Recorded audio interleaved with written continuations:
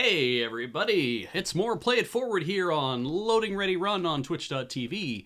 I'm Beach. We're playing Betrayal at Krondor, and a lot of you apparently signed up for the Patreon today because I was getting so many notifications for that, and thank you so much. I believe that's because we must have put a video up or something.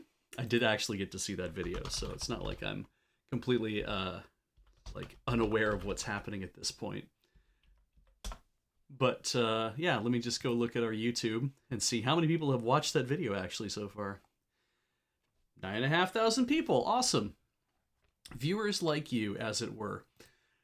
So yeah, this has been great. I'm so pleased that so many of you are showing up to watch our stuff, and hello to all the new people who back us on Patreon. And that's a large part of what it is we do.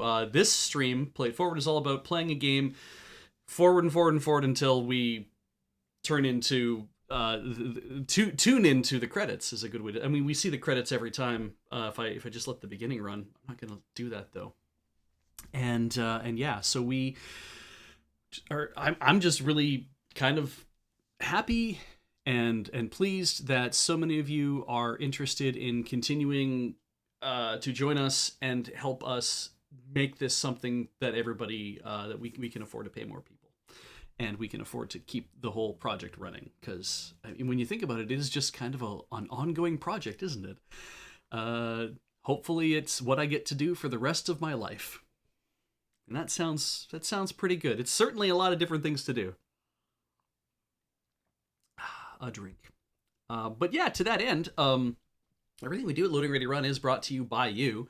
I mean, we have other contracts, but that's not where all of the money comes from. The vast majority of the money does not come from like other contracts and whatnot. It is you guys who make it possible, and that means thanking everybody who's watching this on YouTube. If you're watching this on the VODs, you can go to the main channel, and that's youtube.com/loadingreadyrun, and you can just click the join button. I guess is the button that you click to join the YouTube memberships. That is a way to financially support the channel and all of our stuff. But also, you can do that here on Twitch, and I see all you on Twitch running by on my chat on the other monitor. All of you are either giving us subs or bits, and both of those are great ways to support us as well. There's also the Patreon, like I mentioned, patreon.com/loadingreadyrun. We realized that we didn't have a tier that started at $1, which is odd because it's like, well, there's a whole thing about processing fees and all that kind of stuff, and we're like, if people just want to give us $1, we should let them, because I back a Patreon at $1. There's a Patreon I back at $1, and I'm kind of like, that just kind of is a good idea, and just letting people know that yeah, you can back at that amount if you want to is great. And I'm glad to see some people interested in being able to back in however it is that they want to do it, and currencies. Like I'm seeing like somebody's backing at SEK10, and I was like, what the hell is SEK again? And I'm like, is it Swedish kroner? Are we getting backed in Swedish kroner? Is kroner even what they use in Sweden? I don't know. I only know about Norway using it, so there's that. Maricat actually asked, wasn't there a point in time where $1 Patreon basically just gave Patreon money? And essentially, yeah, largely that's the case. It was like a big chunk of this was, and now it's less of that is being carved off and given to Patreon, just given processing fees and whatnot. But we do, like, from that $1, we're going to make like 67 cents. On larger amounts, we make more money off of that. Their cut doesn't scale quite as fast as like, oh, we always make 67 cents or whatever. So it's like, it's something along that line. And yeah, it's like, if you want to, it's not that I don't think that Patreon minds you backing at $1. It's more that it's like, you're going to make more money if you can encourage someone to give you $2 a month. More of that money is going to come to you as a creator. And it's like, sure. But if I have somebody out there who wants to back us at $1 because that's what they got, and I'm backing a Patreon at $1, and if the dude was like, it's going to cost you $2 a month, I might be like, I don't know. I've been backing your app, my dude, but I haven't used your app yet. I'm waiting for you to actually add all the functionality that I want. So I'm going to keep giving you $1 so that you can keep making the app and developing it. And when it gets the functionality I want, then I'll feel good about it. I might even buy it when it's on the store. But right now, $1 a month, little bit, it's fine. I'd rather, be making that because that's good. But one thing Graham did bring up, and I have to and I have to make a couple changes to reflect it, is that store.loadingreadyrun.com is a place you can go to buy our merchandise. And the Agatha Christie merchandise is not on the front page, and I have to go change that at some point, and I have not gotten around to that yet. So that is the thing you can buy. If you like Agatha Christie and you want to buy the playmat, the beautifully done playmat, art by, don't say... First it was Artistic Marshmallow. Then I'm like, that's not right. Then I was like, Athletic Marshmallow? I'm like, that's not right either. Atomic Marshmallow. And it's like, yes, that's it. Good job, brain. You'll get there eventually. But that is the thing. And there is that there. There is the Coffee with Surge Keep Cups. There is our Pride shirts. There is the RoadQuest water bottles. All sorts of things that you guys really, really love. Checkpoint mugs. We still have Checkpoint mugs on the site. We still have a lot of other, like, our older DVDs and whatnot. In fact, the newer ones are not up yet, but Graham did say in the video that our expectation is that we will have some, but he can't say how many. And I have to mirror that. We don't know how many more extra that we will have, but we will have some, and we will let everybody know when they're going up on the site, and then everyone can actually, then they drop in and buy one if they want to. But yeah, the Season 11 Blu-ray set, the Season 11 DVD set, finished at long last. He did also say in the video, ask Beej about what a pain in the ass it was to make them. Not on this stream. Don't ask me on this stream. We will eventually have a conversation about it. I mean, maybe eventually we'll even have it at a Q&A or something. If it comes up during a proper Q&A, like at PAX or something, that might not be a great idea, just because I would have to give a very truncated response. So we don't know. We don't know what that'll be. And yeah, if you want to buy stuff, please do. And if you're in the EU, come July 1st, I mentioned this a while ago that we thought this might be the case, and yes, come July 1st, we are going to have to suspend any shipments and sales to people. So we suspend sales because we have to suspend shipments. We can't just take your money and sell you something and say, like, we can't ship it to you. So sales to the EU will be suspended July 1st, 2021. So coming up here in a couple of weeks. We're sorry about that. That is the nature of what is happening right now, and that is a part of a thing that is being fixed if we have a timeline, it's like the piece that I'm trying to deal with on the store right now. This thing is the thing I have to address right now. And then there's going to be the UK thing, and the EU thing is the thing that I address immediately after that. And it is taking longer than I expect. Obviously, I've been talking about it for a while, probably since the beginning of this, since the beginning of Play It Forward. But I promise you, it is happening over time. So, and we are going to get there, and we are going to be able to sell to everybody. So, and now I have people asking, CJ even asks, hi CJ, what was I most excited to see from today's Nintendo Direct? Metroid 5. Metroid Dread is the thing I want the most. Secondary after that is the Zelda Game & Watch. But I believe Heather is already getting herself the Zelda Game & Watch. So to me, it's like, we'll have the Mario one in the house, and we'll have the Zelda one in the house, and it's very nice. And then beyond that, the only other thing I was really interested in from, I guess we could count the Mario and Rabbids 2 thing, but I know that came up with Ubisoft. The only other thing I can think is the Breath of the Wild sequel. It's like Metroid 5, Breath of the Wild sequel. I'm just happy that they're continuing to make the Breath of the Wild sequel, obviously. The fact that they mentioned Metroid Prime 4 and they said that we are continually working on this. I'm like, I'm glad that you've done that. Very good for you. I'm glad you actually had some Metroid news for us. So, we have to get on with the game though, don't we? And in order to do that, I have to change the gameplay. Those buttons are right next to each other. That should not cause an issue, and I'll probably have to make a note of it anyway. Oh yeah, WarioWare looks super cool. WarioWare was never the thing I was like really excited for, but a lot of the things he showed off, I'm like, this looks cool, like those kind of things. The Mario Party thing, I was like, that's awesome. That'll be fun for when we get back into the office, especially whenever that's going to happen. to be able to play with everybody and like play some of the older stuff. But even just being able to play like online is great too. We could get there before then, but we haven't actually talked about what that's going to look like. And Advance Wars getting the remake where it's Advance Wars 1 and 2 that Brownie Points brings up, getting both of those put together into Reboot Camp. What a great name. I was like, nice. That's also awesome. You know what isn't awesome? So we just did this thing, the LAM's heart thing. Gora stood before the water spirit. She smiled an unearthly way at them, then motioned for them to leave. Let us leave her to her resto and said, I think she's earned the right. There is a bag on the ground. It has all of these. In it, which is great because I did some reading last night, or rather, but after the stream was over, I'm like, I need to figure out some stuff about, because why would they give you so many of these things, and what was the whole point of a lot of this stuff? Well, this shell is what's most important, and so what I discovered was, you give LAM's heart. We have another one. But you give LAM's heart back to LAM, like we did, and you get access to this this great little unusual shell that is different about the shell, which we need to hold on to because we know why. But then also we get a ton of food.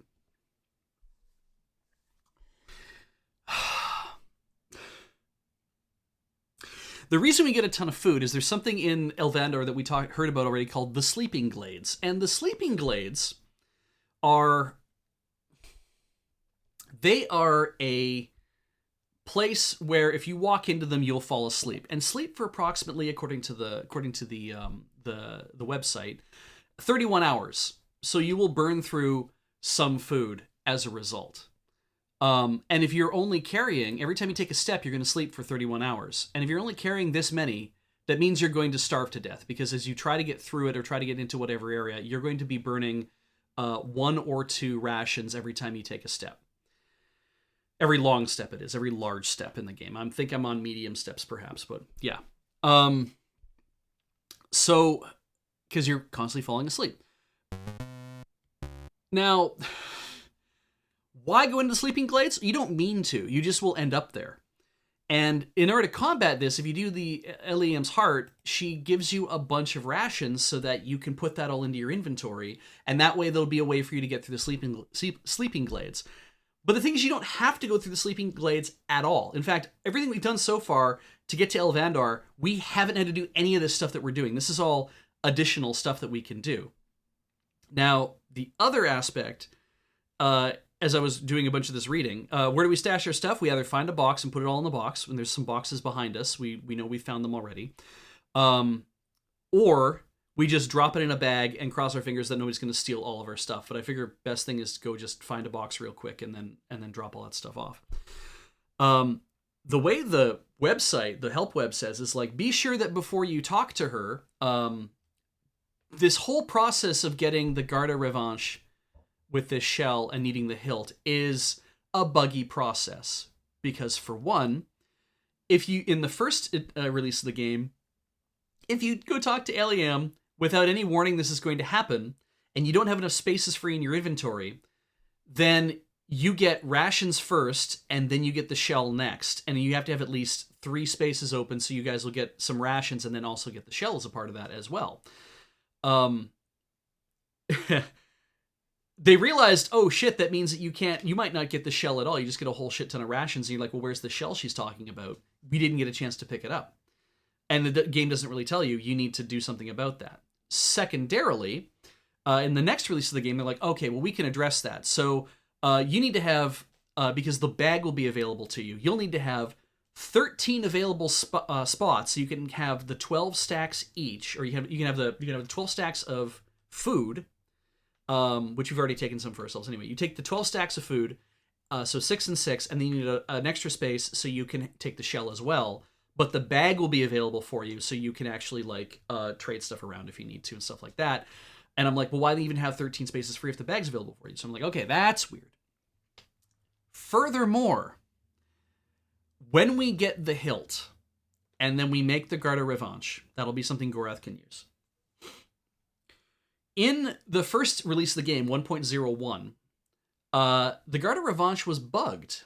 Because when you got it, it was bless type number 3, gave it a 15% boost to being the most powerful sword and also having a number 3 blessing on it immediately, because essentially at this point in the game, we are going to run out of places to do anything. There's a store around here before we get to Elvandar. I apparently completely missed it. It's the last place that Owen and Gorath get to spend any money in this chapter at all. If there was anything we needed, we should have taken care of it at that store, and I think we just didn't see it and we skipped it.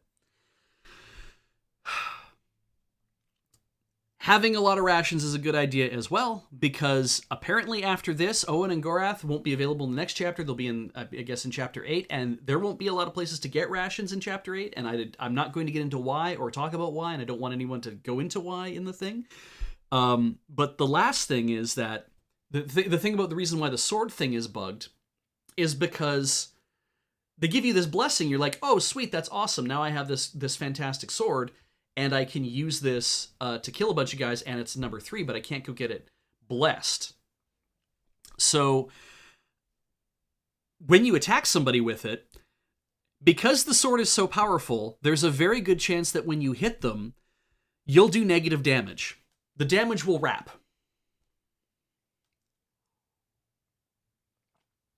Like strength wraps. So if the damage wraps, they didn't build in a thing to detect overflow and just say do max damage.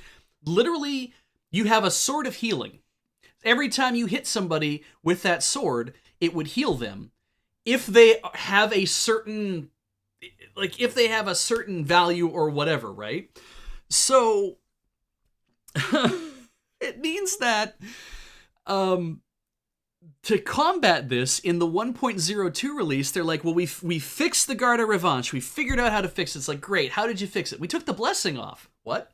We took the blessing off. We didn't fix the code that does the overall, like, this just is a max value of this damage all the time, never exceed this. We didn't do anything about that. We basically just said, we just took the blessing off. Easiest thing to do. That means that there's way less of a chance that using that sword is going to heal somebody when you hit them with it.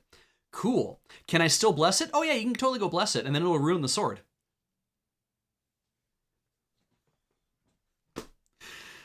Because pushing out patches is a lot of work back in the day, so you try not to do anything too. But and here we are. So what I'd also heard was the fact that the bag is here is unusual, because they made it sound like when you take the shell from Eliam, you don't get to pick all this stuff up again. So I'm surprised I still have access to this bag. And that's good, because we're going to walk out of here and dump a whole bunch of stuff into a bag, into a box, and hope to hell nobody steals it, which means I might need to find a wordlock box, and then pick up all these rations just in case we get caught in the sleeping clades. And Arcla is telling me that they're looking at a map, and it's like, I would look at a map too. However, the Internet Archive's Wayback Machine is currently down, because it went down this morning at about, and this is the real killer of this, it went down this morning, and so when I started up the help web today, it's like, no, it's still offline because of a planned power outage, and it's like, what? Huh? What? So let's reload it and see it. Oh, Christ! Oh, God! They fixed it. Great, because I was absolutely certain that, and it's real slow right now, but I was absolutely certain that we were screwed. We were not going to be able to get anything out of this. I was like, oh no. Well, I've gotten the main page up. I'm trying to open the help web. The walk web is open, so we're in chapter 7 right now? No, we're in chapter 6 right now, tail end of chapter 6. Oh, secure connection failed. We might not be able to load it. I've got the look web open as well. And I'm probably going to need Mike's RPGs Center. Thank you. Thank you for that. Yeah. Oh my God, this is a huge, huge place. And there's so much stuff to do. And there's so many people to fight. And there's just so much going on. Now, do they actually say, here's where the sleeping glades are?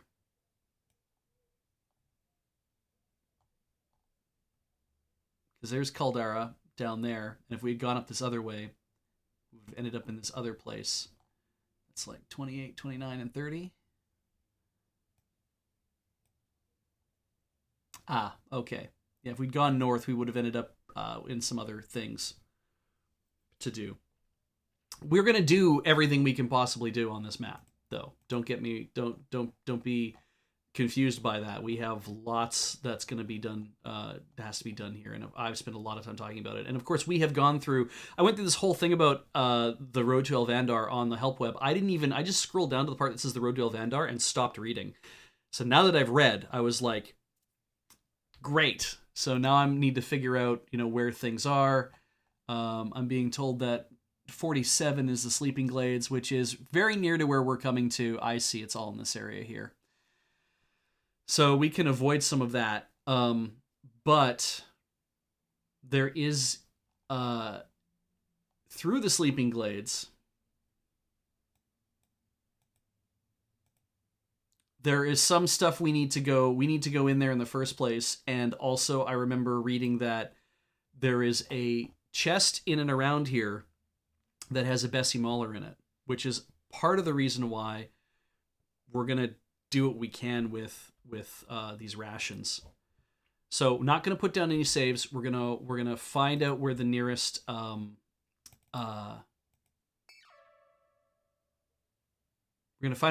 chest is, which I believe is this one that's over here, and see if I can't drop a bunch of stuff in that.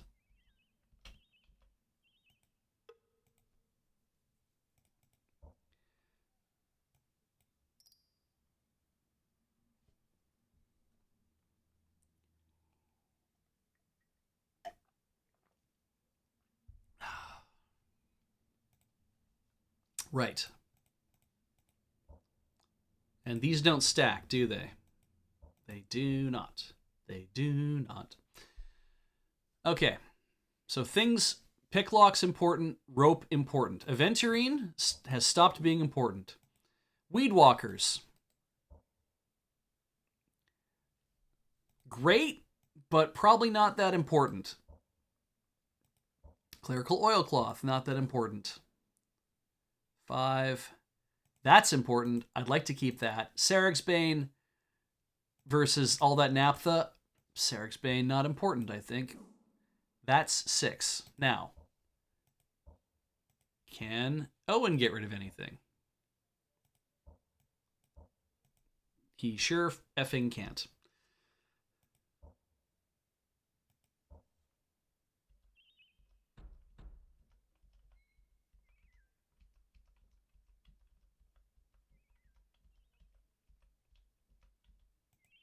Did we just open this one? We did. All right. Great. Good job. There's the bag. So if the bag is there and that chest is there and LAM is there, we can just walk right through LAM apparently. We are looking for another. There's a thing up there. There's 2 chests over there, so we might just cross over to there and do that. I think this is not a chest. This is like, that was either a fight or it was somebody's house.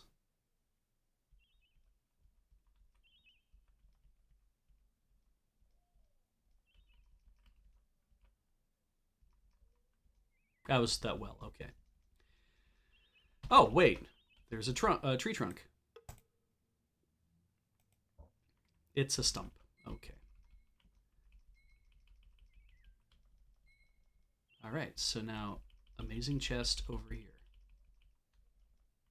There's that dead dude that we totally killed him.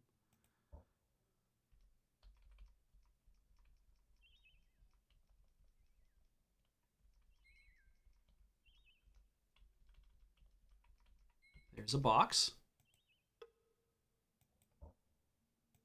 Glory hand. All right. Things we don't need.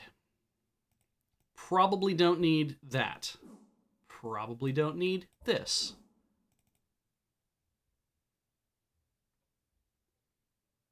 I don't know if we need that spy note or not. I don't think I give a shit about this this egg anymore. I definitely want to keep the lockpick. Like, I know that if I transfer this to Gorath, which is great, puts him at like 85%, sure. but Owen is like at 89, and some of these chests needed way more than that. I feel like LAM's heart I don't need as much, and I want to keep the infinity pool. I want to keep that because that's a good thing to be able to just throw dogs at spellcasters. That's going to be probably very helpful a little bit later. I don't think I'm going to be casting for wyverns, and that's 6. And that's 5.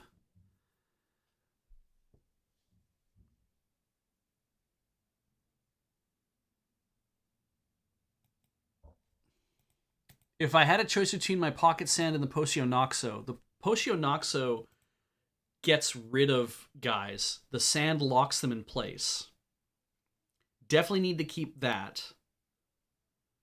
I had 8, 9, 10. 1, 2, 3, 4, 5, 6, 7, 8, 9, 10. Oh wait, I think we made enough room.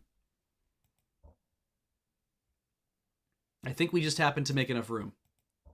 Because we already stole some of the things for ourselves. Yeah, we're gonna keep that. I want to keep the shovel because I'm like, I swear we're gonna have to dig something up at some point. I'm gonna be real mad. So I have spells that just straight out delete guys now. In case you didn't realize it. Yeah, actually, I was not aware that I.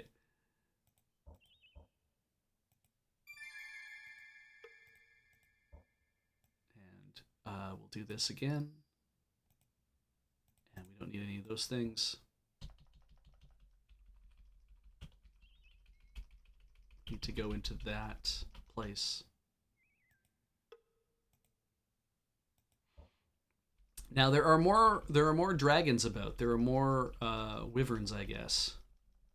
I'm just gonna follow this along here because we are gonna make a play at the the glades. I just need to figure out how exactly we're gonna do that.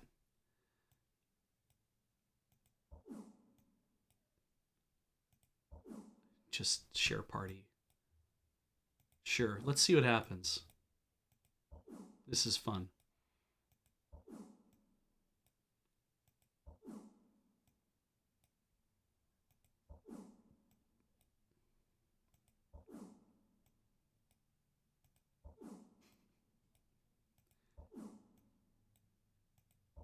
Okay, so yeah, we have technically one space left that we can deal with.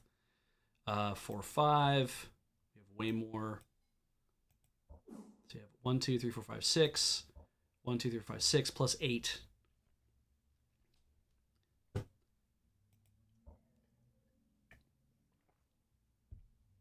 gonna do without having better stealth. I don't mind that. Maybe we get into some more fights. Whatever.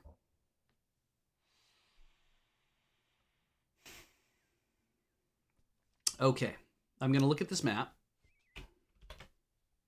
In fact, what we're gonna do is now that we've done some of this work, we're going to drop a new save. We call it 76.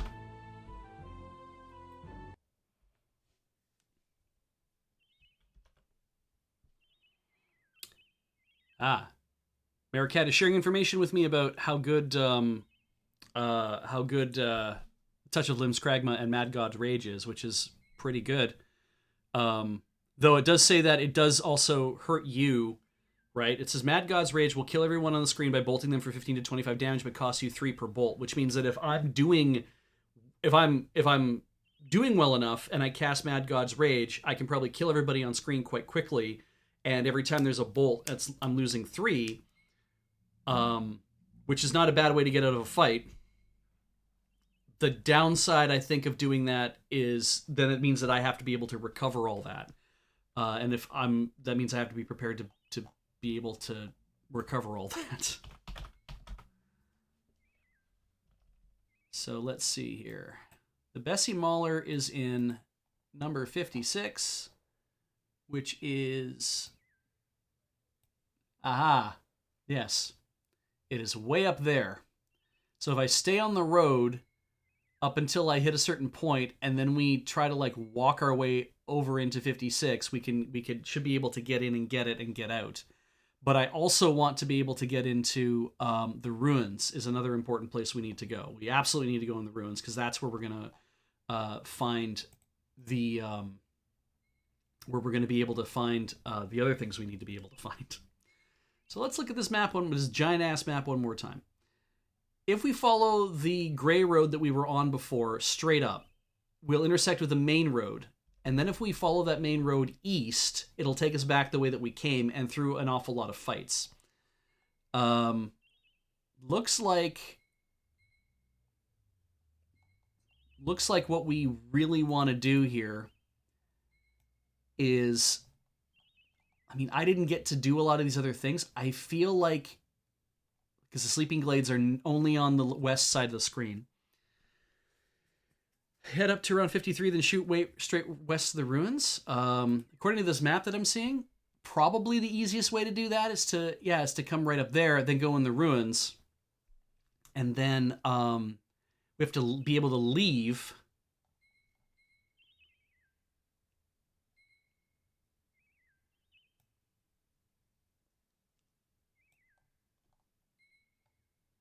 And if I want to get that Bessie Mauler as well, let's because that's, I mean, I'm doing this so we can actually get to the ruins, but then we can also get the Bessie Mauler if I can. I think we need to do the ruins first. But the other thing about the ruins is that once we go into the ruins, there's an exit from there that'll take you straight to Elvandar, and that ends this entire chapter. So it's kind of the last thing I want to do is to go there. What I want to do instead is do a little more of the story stuff. And there's two roads. If we follow the northern path when we came out of the mine, the northern path, you stay on the main road, you cross the bridge. There's lots of fighting. And they recommend that you only do this once you've first performed the quest and then also gone into the ruins. And then the southern path, which is we leave the main road and we take the south trail, which is what we've been doing. We meet Alien, we do that. We cross the bridge in the west, which is what we've done. We were supposed to go west across the riverbank. Oh, that's cool. Okay, the recommendation is if you just stick close to the mountains, you can completely miss. All I have to do is follow the river west the entire way. So if we stick next to the river, we shouldn't fall asleep.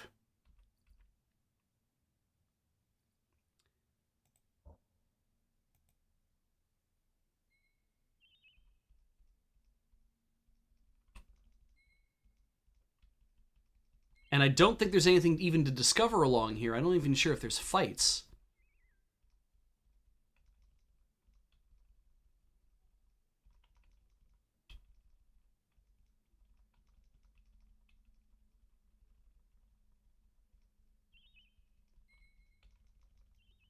Now, when we look at our map, where we are, yeah, okay, we've gone as far as we can west, and all we have to do is just stay close to the mountains. 9183. 9183. Okay, we haven't fallen asleep yet.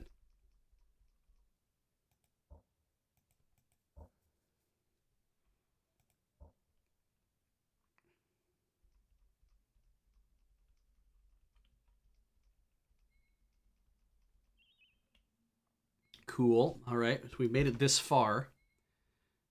According to the map, if you make it this far, the ruins are just right beside us.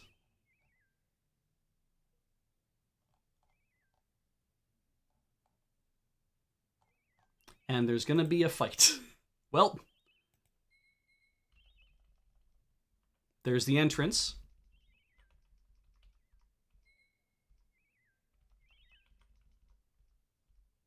Can we get in? Nope. Right. The door was locked. Kneel before me, commanded a mighty voice that seemed to ring against every wall and corner of the room. The powerful force hit Gorth like a sledgehammer, knocking him to the ground. Bring me the key of lines, a voice commanded. Then it was silent. They backed away quietly. Apparently we don't have the key we need. Where is in this forest are we going to find the right one? It will be held by one in power, for this is a place of ancient power. I cannot imagine such a loci of the glamour dole left open for any and all to find. Of all that I know, only 3 would likely have the way to enter this place, and Queen Aglarana and War Leader Thomas lie at the end of our journey. Therefore, the only hope is we can find Prince Callan. Perhaps he will know. Okay. Head west. So, that was not the right move.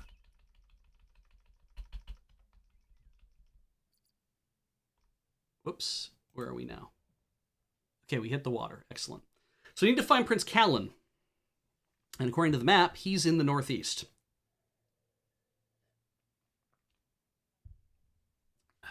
We're going to sleep.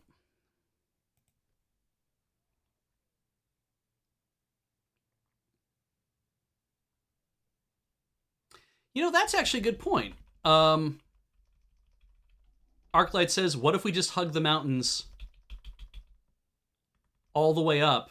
Can we hug the mountains enough to avoid falling asleep? Because if it's just being in the trees that does it, then that will be... Okay, so we need to go this way. We've already put a save down. And there's wyverns there.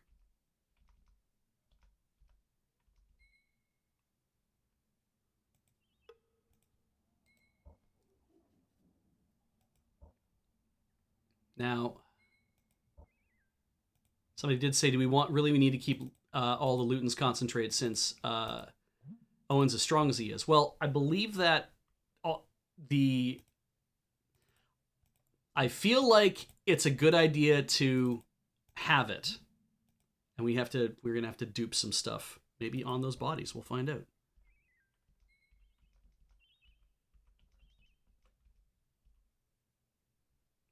Their presence was not expected. Thankful, the element of surprise was on their side. Excuse me, my goodness. It's on their side, helping balance the lopsided contest. Gorath moved into attack position. We're going to have to kill them or at least chase them off. Owen whispered, do we turn back now? They'll simply pounce on us as if we were mice. Gorath laughed bitterly. I think mice would have a better chance.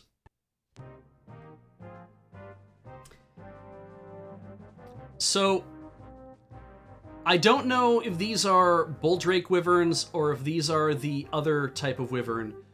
Funny thing is that they apparently,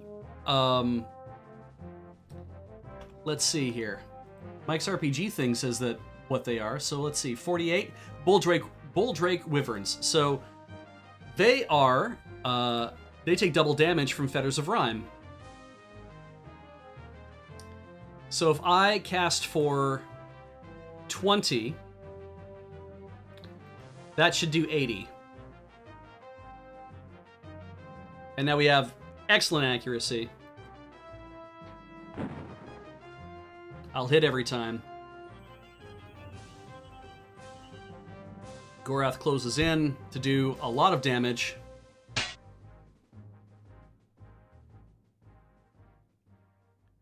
Quite possibly, I didn't need to do that. I didn't need to go that hard. But, here we are.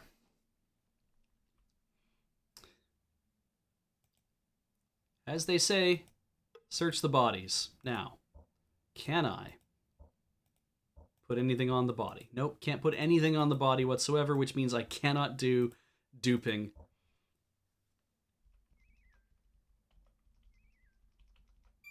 Aha! Owen suddenly felt very tired. The urge to sleep overwhelmed and consumed him. He turned to shout a warning before a sound could escape his lips. His world went dark. Nightmare images plagued him, ran through his mind like flames racing to feed on a kerosene-soaked rag. When he woke the next day, it was with the realization that an entire day had just been stolen from his life. Shaking the numbness from his limbs, he saw Gorath doing the same.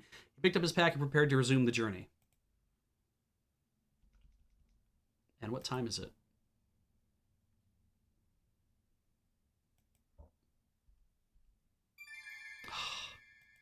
We might not be able to do this.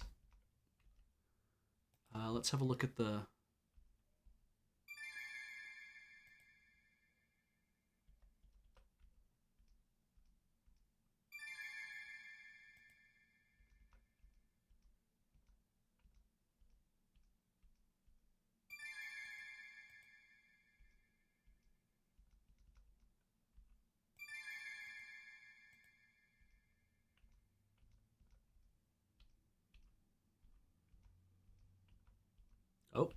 Maybe?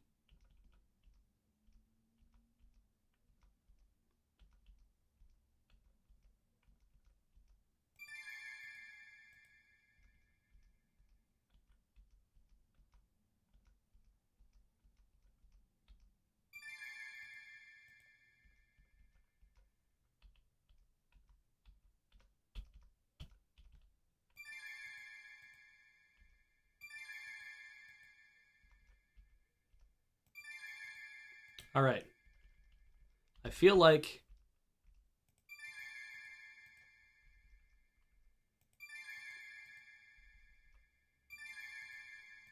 now we need to know where where this is going to be. I think it's directly north of here. We're going to find it. So let's see if we can actually do that. We can always roll back the save, right? How is... Oh, we are eating... Oh, we are really going through our rations.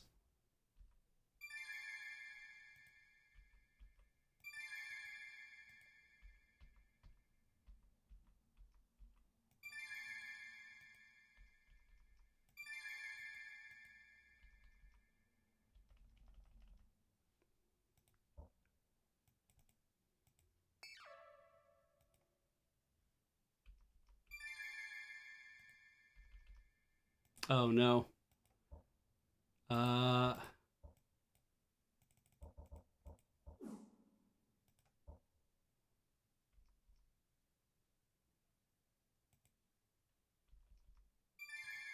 Okay, can I see it from here?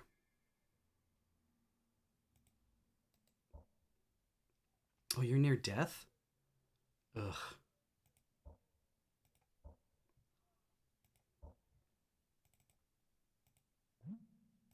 Hang on. Healing pack. Oh, we are out of food. That seems... Oh, I see. Every step is doing it. I was thinking every time it did that, it was doing it.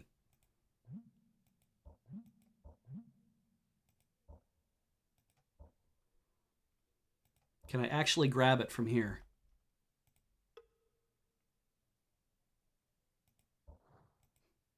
Sure. Well, at least we know it's also trapped.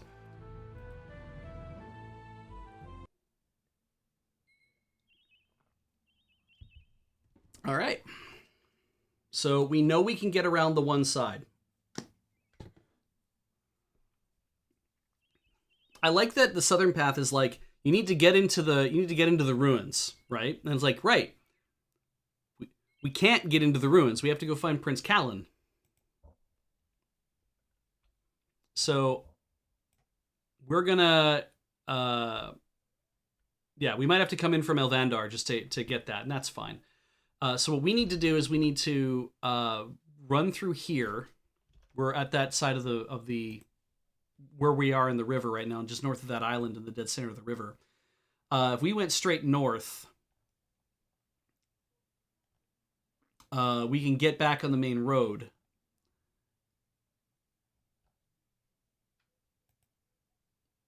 I know there's like lots of interesting stuff lying around, which is kind of cool. Ultimately, what we want to do is make our way to up to Callan, who is in the northeast. So and in order to do that, we have to cross the Eastern Bridge. So that's what we're gonna do. We're gonna cross the Eastern Bridge. We're gonna go straight north and then cross the Eastern Bridge.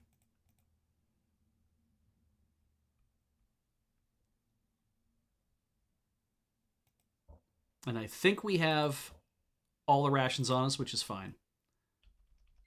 We're going northeast, so whatever. We'll run into somebody, I'm sure.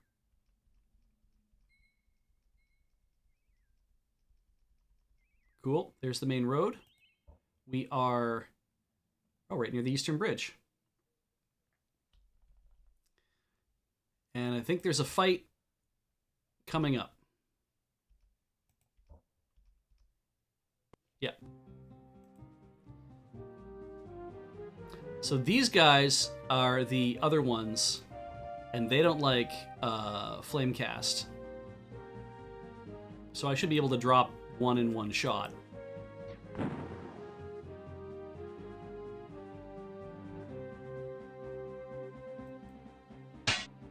And with a Naphtha sword, yeah, I figure that's going to do a lot of damage right away. Let's re-Naphtha his sword.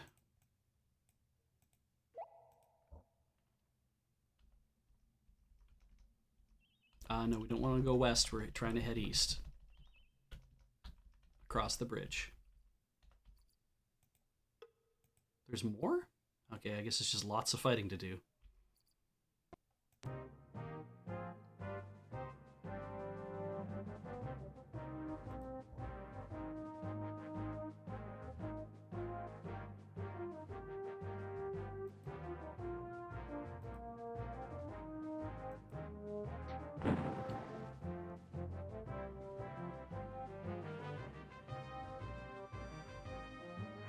Oof. Owen needs to get some healing.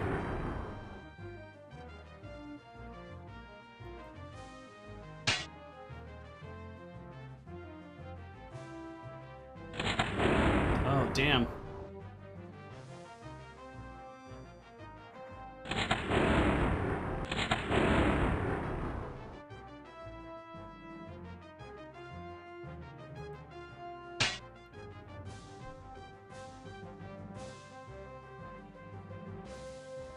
And see what we can do to that spellcaster.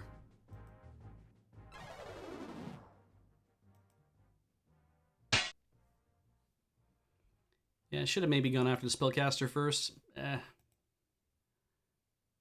It's fine. We can use this to dupe all the stuff I was talking about. Can I? Oh, I might not have enough room to do it.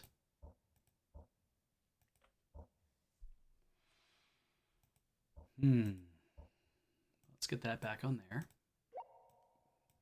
And then we'll make sparks with it. That'll be fun. And, yeah, I need to transfer one over to the thing. Let's have Owen...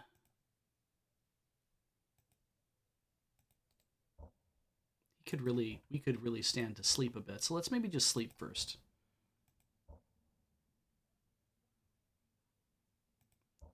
How many of these things did we eat?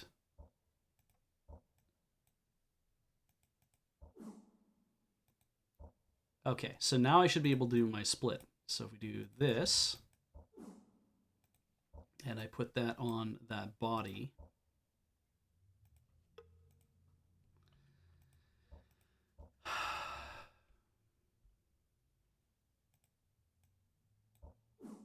then we drag that onto the body. And Gorath drinks this and pulls it back. That's good. Put that over here. Put that on the body. Drag that on the body. Gorath drinks that. Pulls that back. That's good. Trusite tea. Put that on the body.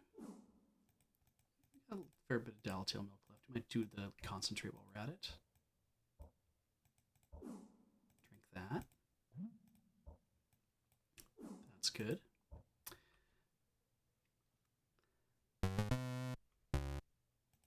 And he doesn't have room for that. That's fine.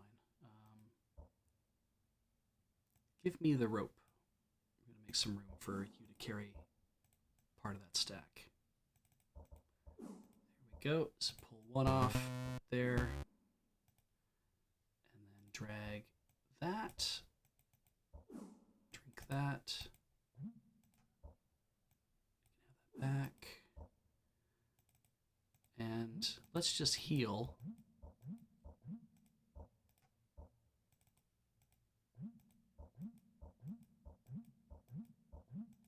That's good.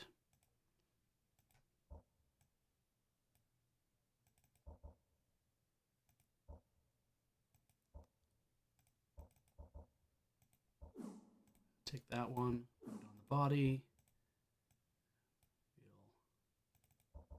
One again. Wait, no, hang on. Might as well take all of these. There we go. And dupe that. We'll have him drink that. And he can have that back. And 1 to Gorath. Drop that. Drop that. Drink that. And have that back.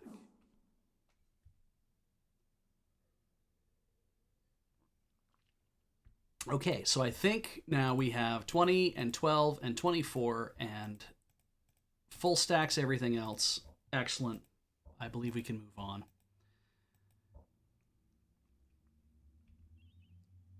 Gorath motioned for Owen to join him, staring into distance. He then turned to look at the other direction. The mortal finally began to speak. The adversaries we faced are any indication, we can expect hardened opponents as we near Elvander. Perhaps we should try to find a less combative path. Which is funny, because we need to cross this bridge.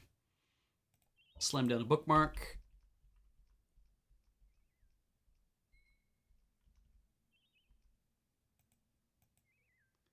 And there are more fights. But I think if I follow this way, I don't need to go south a bunch. What I need to do is I need to keep going east.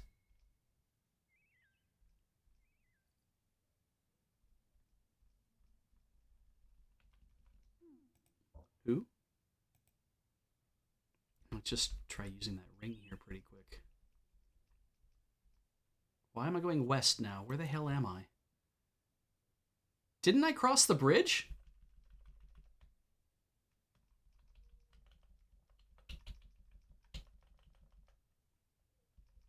Did it literally take... I thought I crossed the bridge, and I did, but it must have put me on the other side of the bridge for some reason.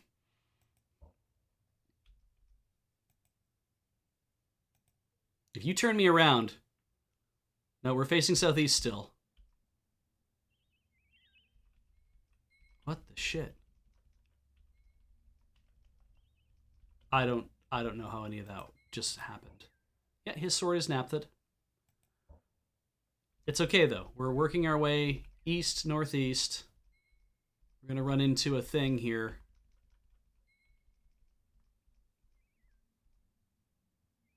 We should have run into a thing here. It's behind us. I have no idea what it is.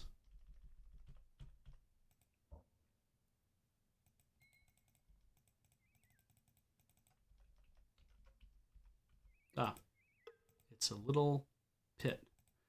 Don't need any of those things. All right, continue to work our way east. And now there is a road. And this road will actually take us right up to where we need to go. And I have no idea if there's fights along it, but there probably are. Well, there's a trap. That's good news.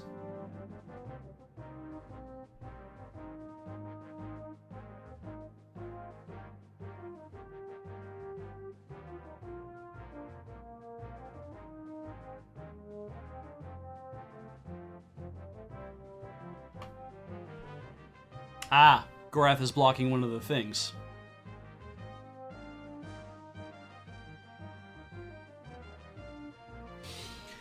Okay, so obviously taking out the bit that's in front of Gorath is probably not a bad idea. That will...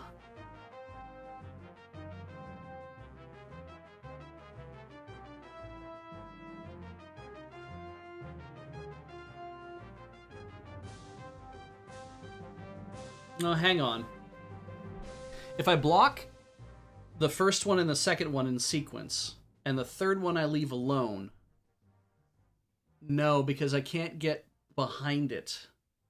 So if I hit this one, it'll knock out the two that are right there. So, well...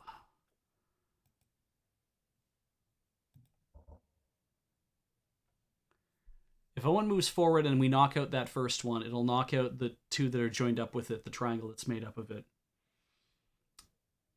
Then the pole will block the first one, and then I have to move the second two to block number 2 and number 3. So that's good. Gorath moves here. Owen can wait.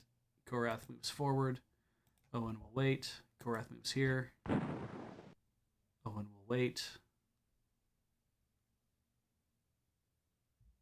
Owen will not wait. Owen will move here. Gorath waits. Owen moves up one. Nope, that was a mistake. Yep. That was a mistake.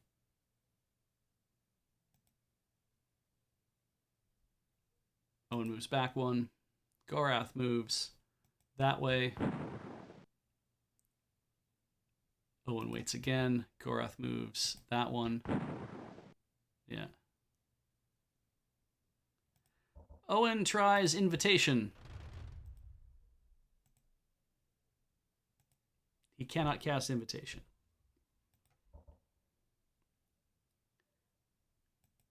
Owen waits. Gorath moves that. Owen waits. Gorath moves this one down one, and he tanks a shot by doing it. Damn it. I thought he could push that thing down and be like, oh, he's clear. No, he's not. Gorath eats a hit.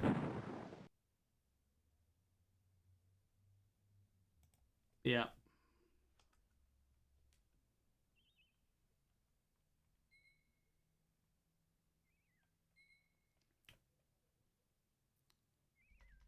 We want him to... Oh, there's...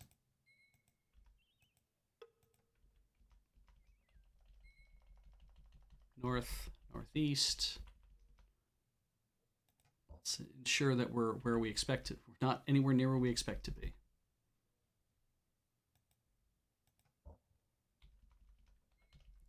Here's a rope. Pull it.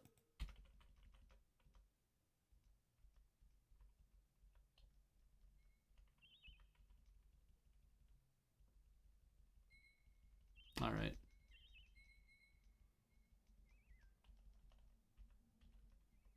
Ah, stump. Did say there was something around here. Glad I found that.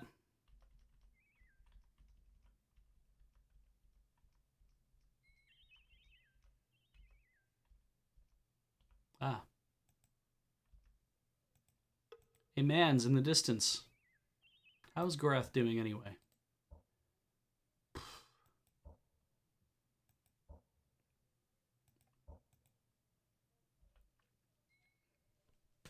Gorath did not get a Bessie Mauler. We're gonna grab that one out of that chest in the sleeping fields, if we're lucky.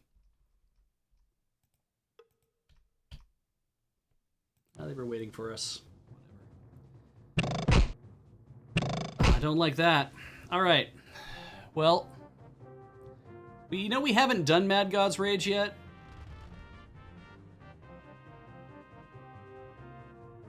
Deactivates trap crystals. Ah, okay, that's cool.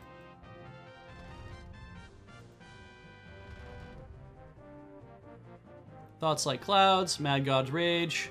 Strikes all opponents until dead. 3 per strike. Choose a target. Let's start with this guy.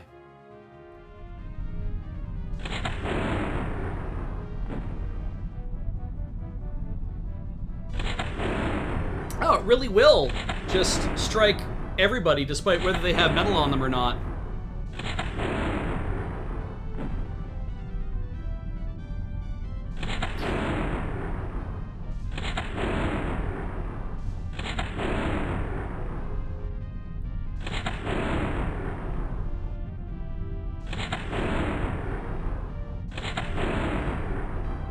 I'm not even counting.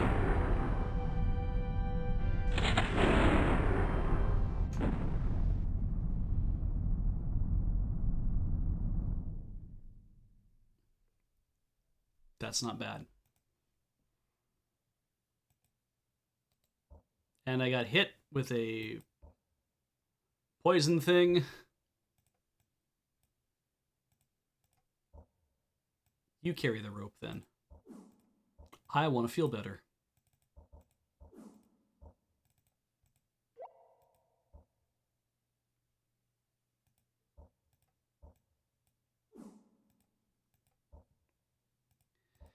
Now, of course, the problem with this is that um, we're also sleeping so much to do this other stuff. We're kind of in a does he need to drink it? Maybe I can just give it to him. He can drink it right now. Cool.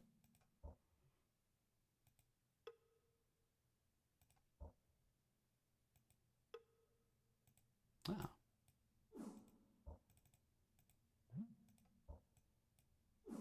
Sure, we'll throw some of that shit out if we don't need it. And here's a stump. What's inside? 61. They were protecting 61 royals.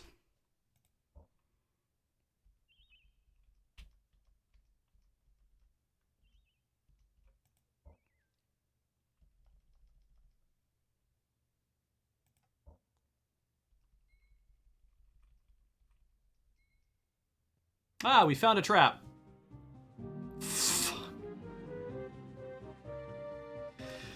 Okay, well.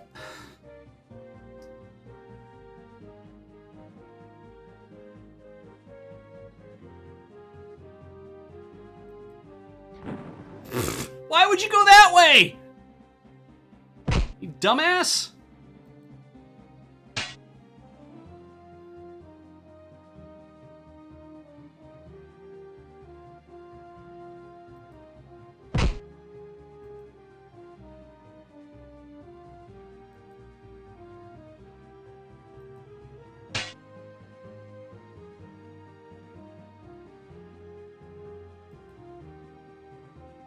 All right, so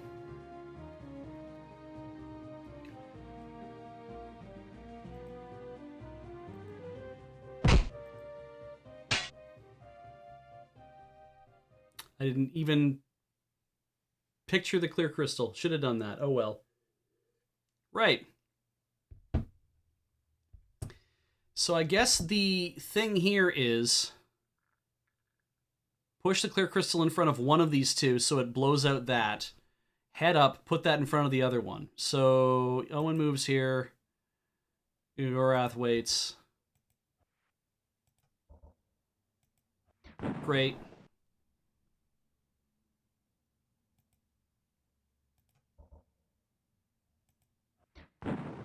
Good stuff. Owen waits. Gorath just goes over here and gets clear.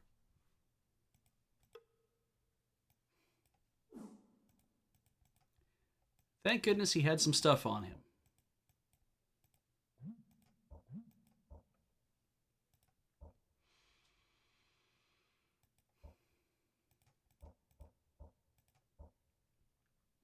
Now, I am...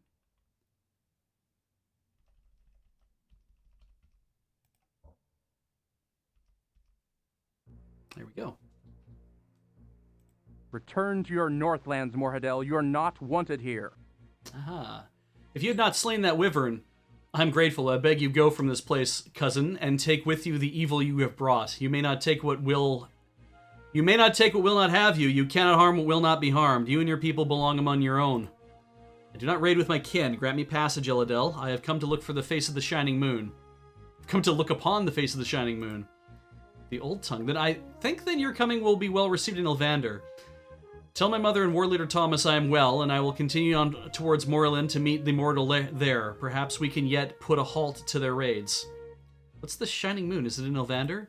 She, not it, young human friend. Your companion refers to our Queen Aglarana. In your tongue, it means something like shining moon. Okay. Is the way to Elvander passable? The attacks directed by the Moradil have made travel a difficulty. Fires are burning all across Elvander, and the Spellweavers are hard-pressed to attend to them all. Most roads are impassable, but the western path was clear last I heard of it. Survival. I'm surprised you've been able to survive alone with the Moradil raiding over your borders. How have you escaped? The Moradil can do little harm to the Eladel within Elvander, and they would be fools to try. It would take remarkable strength of will for a mortal to enter the forest with any evil intent, and even a more remarkable will for him to survive such an attempt. It is part of the magic that protects our home. What about Gorath? He hasn't had any problems entering the forest. You've not told the boy? My returning is of no consequence to him. He has his own quest to fulfill. Returning? You mean you've been here before? You will understand certain things later should events unfold as I imagine. There is still the matter of your survival to deal with, however. Though our cousin Gorath moves with great grace, you are not so sure-footed. For your part in my rescue, I should like to teach you how to move the elven way. What about Gorath? It is not custom between our kin, but if you wish it, I will teach him what I know of using a crossbow. Come, we cannot be long at this. And we just got a boost because I didn't actually boost the things I needed to boost. Damn it. Kalen waited. Seated cross-legged on the ground, he watched through half-lidded eyes as Owen approached from a thick copse of trees. Although he moved with little grace, he had made remarkable improvement in a short time. Do I move like an elf now? Owen asked, a look of eager anticipation written on his face. I wouldn't try to sneak up on the war leader as yet, but yes, you have learned a bit, the elf replied. Why don't you go around and try it again? You were still rustling the leaves as you approached. Once the boy was gone, Kalen shifted his gaze to study Gorath's progress with the crossbow. Though it was readily apparent the mortal was capable of doing great damage with the weapon, his concentration was elsewhere. I'm told the call can be painful if one is uncertain of their feelings, Kalen said. You need not endure the pain. We welcome you no matter who or what you might have been to us in the past. The Gorath nodded without looking at the elf, his gaze fixed straight ahead as he recited his crossbow with trembling hands and fired into the undergrowth. Hey! Owen shouted in the distance. Crashing back through the brush, he re-entered the clearing. Could you be a little more careful where you're firing that thing? That last shot came far too close to me. Rising to his feet, Kalen shook his head. Then at his time, the lesson came to an end. Alright, so we got probably a boost. And I guess I'm fucking whatever.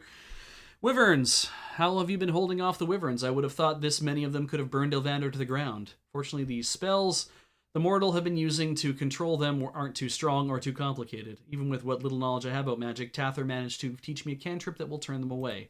Sound like it might come in useful. If you have time, do you think you'd teach it to me? You can have the scroll I studied. I don't think I'll need it any longer, though I warn you, you need to find one of those beast's eggs, each time you cast the spell. Tather tried to explain the principle to me, but I have trouble following the complexities of it. Elvandar. What way will take us the most quickly to Elvandar? If it were merely a matter of which way would take the least distance, I would suggest you take the northern bridge, but I understand from my scouts that wyverns have been alighting in heavy numbers near there. It would be far less dangerous to travel the far western bridge and there cross through the sleeping glades, though you may have some difficulties dealing with them. From there, bear directly north until you reach Greyhorn. You will find an entrance to a subterranean ancient ruin there. Once you emerge from it, you'll be very near the heart of Elvandar itself. Ancient ruin. One nice thing about traveling underground, at least there are less chances of something dropping down on us from above. With all these wyverns flying about, I have expect one to come flapping out of nowhere any time I turn my head. You may not find you are quite so enthusiastic about the ancient ruin once you pass through it. We do not use it much. Please tell me it isn't infested with a Bracknur or something equally repulsive. Infested? Interesting description, but not in the way you may think. None of the elven blood may easily walk its corridors without some measure of dread. It is of the Valhero, then. The war leader assures us none of their ancient essence may touch us here, but the malevolence that permeates that place cannot be easily dismissed. We have not been so foolish, however, to leave it open to any that wish to simply enter it. There's too great a danger. Something there has been unfound that is beyond our control. Only a few of the elves have a key that will unlock its doors. How are we going to get in then? I'll give Gorath the key I carry. That is all that is required.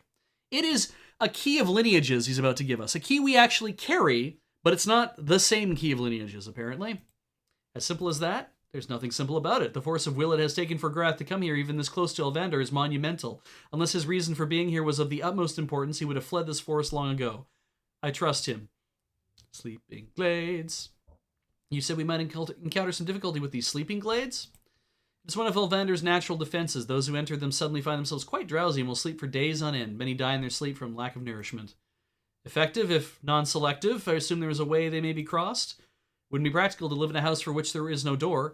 Though the sizes of the glades are variable, when you approach them you'll experience a slight feeling of disorientation. There is, however, a little-known path that can carry you safely through them. The glades run parallel to a mountain range southwest of here, north of the river's fork. They are difficult to cross, but you may circumnavigate them. If you head to the fork of the river, then stay close to the mountains to the north, you should be untroubled by the glades. He just literally told us that. That's awesome. The party's abilities have increased. So here are our keys. Peasant's Key, Virtue Key, 2 Key of Lineages, before we only had the 1. Cellar Key, Nivik's Key, Interditer Key, Noble's Pass Key, Gilder's Pass Key, Gilda's Thorn, Roll Key of Krondor. That is what we've got. Now on the plus side, we're going to drop a save here for a break. Because I talked a lot early, and that ate up my game time, but that's okay. So we're going to just wait. You guys are going to go to a commercial. I'm going to leave the room, so I'll be back in a few minutes.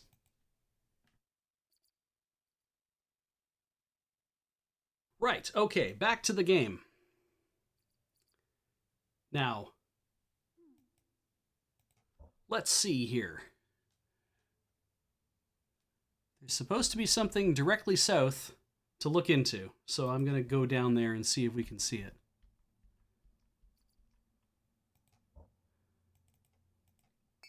Aha.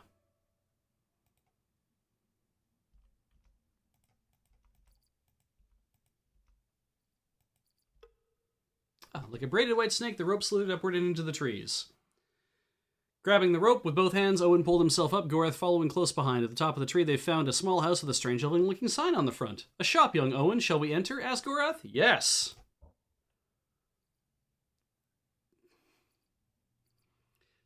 This dude here boasted about bringing his items out for sale. I can do this. I can do this. I can do this.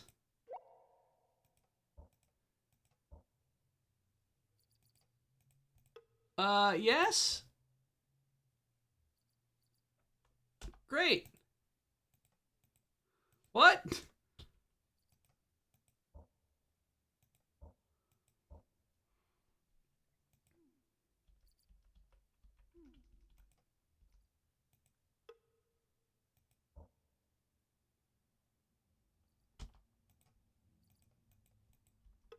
There we go.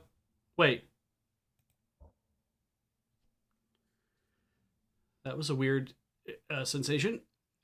My hair, which was sitting up on top of my headphone, slowly slid down the side of it, and I thought something was sneaking up on me in this game that does not really support stereo audio. I would like to go into the shop. F. All right. Well, what that is 30? Is that what that said it was? 30. What shop is this? It is a shop. No idea what it is in there.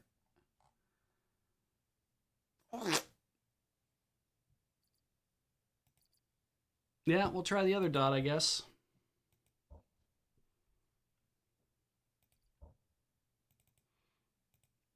Having a weird mouth moment. Oh, I guess we need to camp. Sure, that's great. I can definitely see what I'm doing now. Oh well. Cool.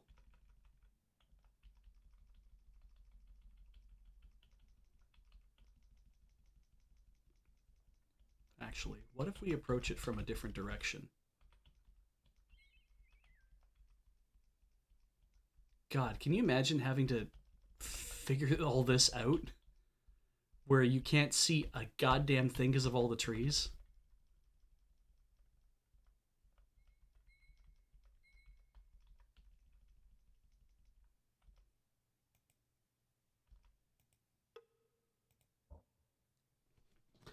A tall elf named Delcinid greeted them at the door and showed them inside. War leader Thomas has visited my shop many times, he boasted as he brought his items for sale.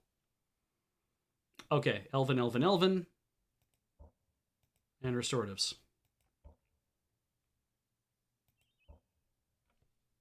And he gave me Thy Master's Will, which I don't need. Right? Oh no, apparently I need it. I have never used it. That's the one that controls makes dragons, as long as you have a wyvern's egg.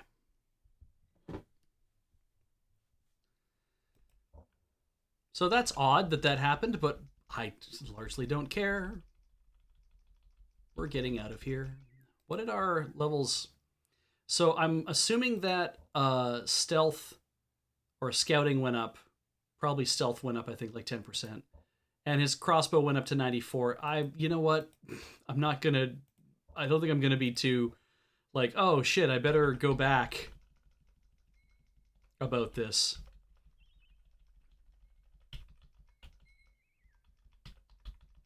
Okay. So we're back out of that area. If we head north, I don't think there's anything that interesting to the north. What we want to do is we want to head south. I don't think there are any other shops in this area either, though. Like, I know we were having this conversation before, where it was like, oh, we should definitely go looking at like all sorts of places and clean this area out and all that kind of stuff. I'm like, sure, except that, for example, near here, there's a tent that also says explosion, and it has what? Keshin Tapir, medium crossbow, Wyvern egg, 250 gold. Okay. Another tent that has rubies and 2 rations that are spoiled. Okay. Also near here, 26, which is, or 27, which is a chest that says sponge. It's a wordlock chest with a Wyvern egg, emeralds, shell, and 2 Killian's root oil. I don't think there's anything else here that really matters. Like, I don't need Wrath of Killian, Mad God's Rage, or Winds of Aortus. I don't need Unfortunate Flux, I think was in one of these other chests as well. Like, looking at everything else that's here largely feels like it's all unimportant. Yeah, 5 is a shop. And it is, I think we might have stopped there initially at Split Tree Goods. And I think it didn't have anything that we needed. It was just kind of your basic ass shop. So I think what we're supposed to do now, I guess we could go to that shop and buy even more other stuff if we needed to. But yeah, I'm not getting a sense that anything here is gonna be so important that I need stuff. The Bessie Mauler is the only thing that I'm looking at all the listings of stuff on Mike's RPG, and I'm just like, we don't need Mirror Wall, we don't need Unfortunate Flux. There's a Dragon Tail. I have no idea what the hell that's about, and that's in the we kind of go past that area, and I'm like, maybe I'll work our way over to Dragon Tail. I don't know what the hell that's all about. As we go back nearer to the runes.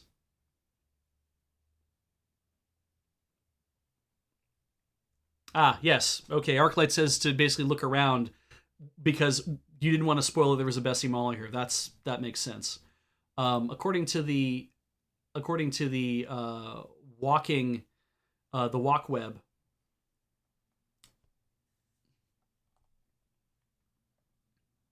their idea was you should go up to Kalen's Valley, talk to Kalen. Ah, yes, and make sure Goret's crossbow skill and stealth skill were the only skills selected, and then work your way back to the South Trail, because yeah, again, you're not going to need much of anything else.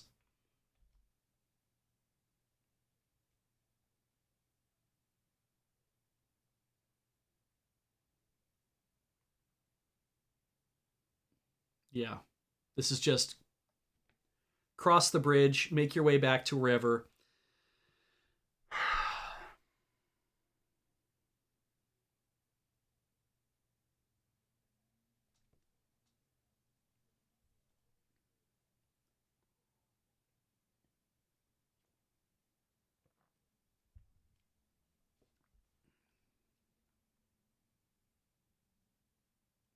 We need to make it to those ruins.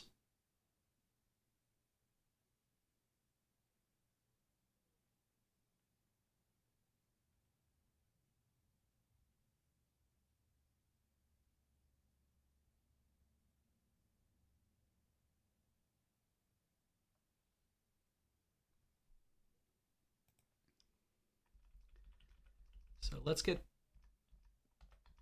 back on the road. Ah, right. Because we didn't come this far south before.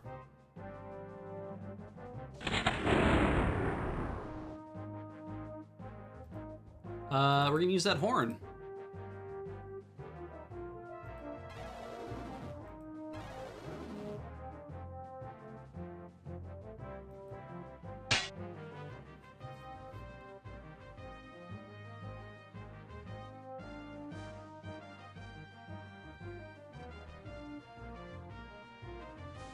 Dogs aren't going to do anything? Huh? Okay.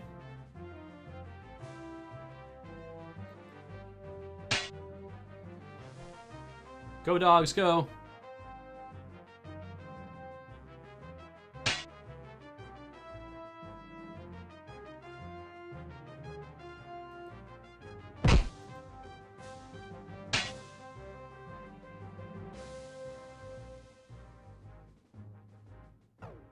Whoa. That's a hell of a bite. Send Gorath up this direction. No, we'll have him engage this guy. We'll kill him for sure.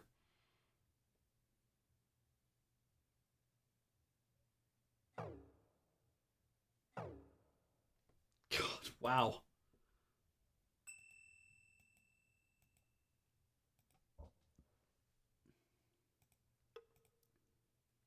Nope. Don't care about that.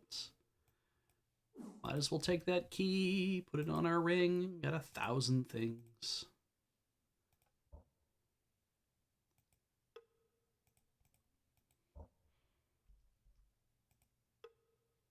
Cool.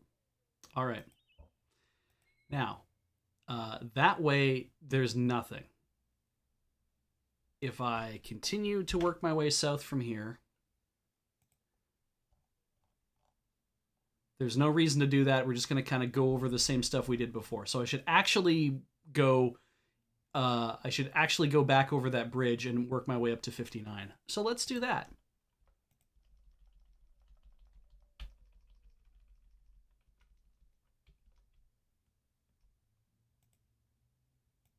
Thank you. Yes.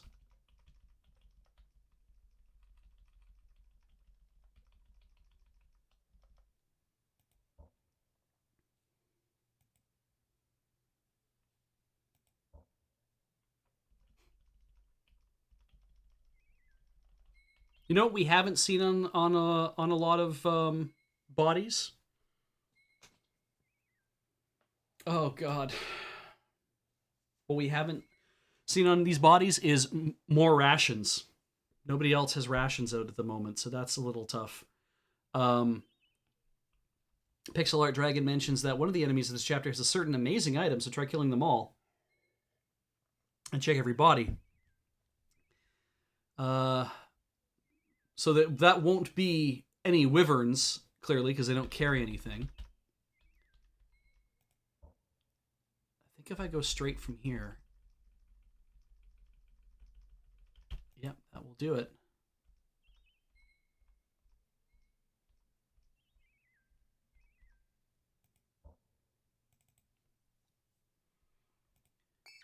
Aha. 2 things there.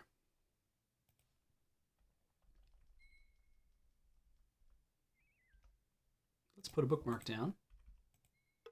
The well seemed ordinary upon first glance, while Owen leaned over the edge and looked into rock-lined mouth. Gorath walked around to the back, pulling away some vines that had ensnared the well. He caught sight of a metal plate handsomely engraved with elven markings. What did you find? Asked Owen, joining Gorath at the back of the well. The elves call this well Dragon Tail. When the magical water in the well is mixed with... Gorath paused to try to make out the words. Fatamore's formula. It becomes incapable of increasing the strength of all who drink of it. We have some, and we should test this magic out? Yes? Owen took the vial of Fatamore's formula and slowly emptied it into its contents into the well. Nothing seems to be happening, he said. Perhaps this is another Moradil trick. Perhaps, but not all the magic in this world must be accompanied by twinkling lights and swirling fire. Gorath dipped a cup into the well and raised it to his lips. Glancing at Owen, whose eyes appeared to be twice their normal size, he tipped back his head and let the cool liquid rush into his mouth and slide down his throat. A wave of heat rushed through his body, then a wave of cold. He closed his eyes, his tiny invisible fingers grabbed at his chest, then radiating outwards spread to his arms and legs, then his hands and feet. As quickly as they came, the sensations vanished. Are you okay? Did it work? Asked Owen with great concern. Without a reply, Gorath scooped more water out of the well, handing it to him. Soon they were on their way, both feeling better and stronger than ever. So basically, it is a way to increase our strength, which is cool. But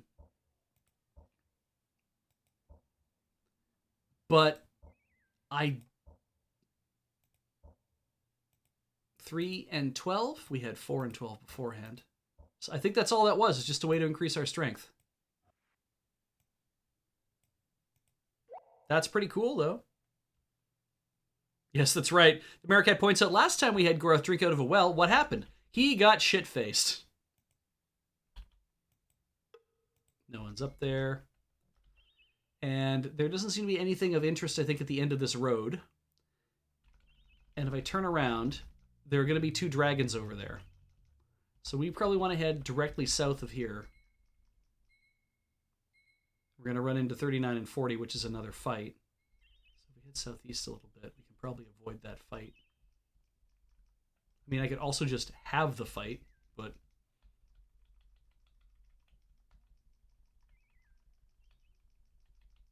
There's that big-ass island. There's Aliam. Yo. And a lot of our stuff is around here, but we still are having that issue. Okay. So...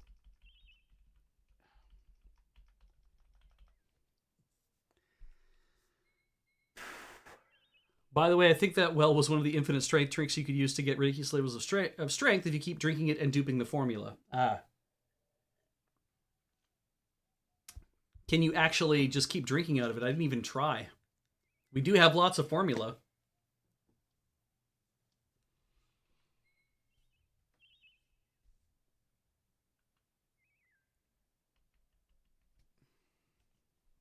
I guess I could head back. So the twist for me here is now, looking at where we are at on this map. We are at the Western Bridge. If we head directly north, we'll intersect with the main road again. It's fast enough to get back to that space. I'm not really concerned about getting back to 59, so...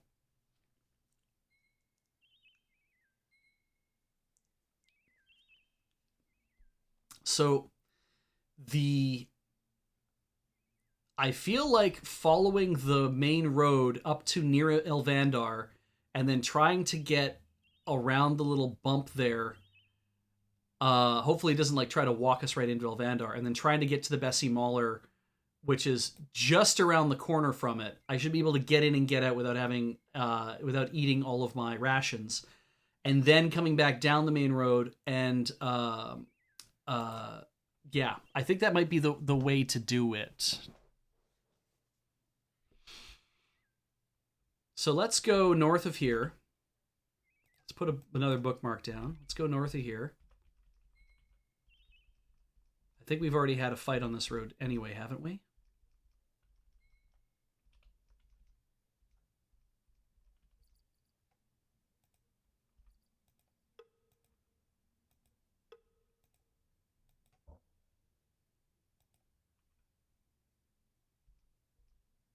Oh, okay.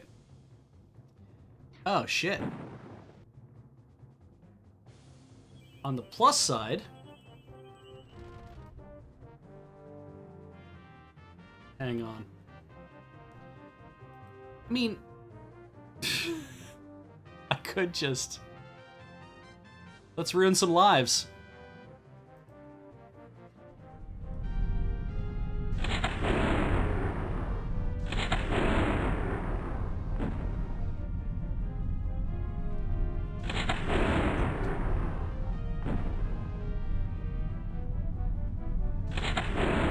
What sucks is you don't actually get to see all the damage it's doing. You just have to kind of cross your fingers and hope that it's gonna do the job it's supposed to do.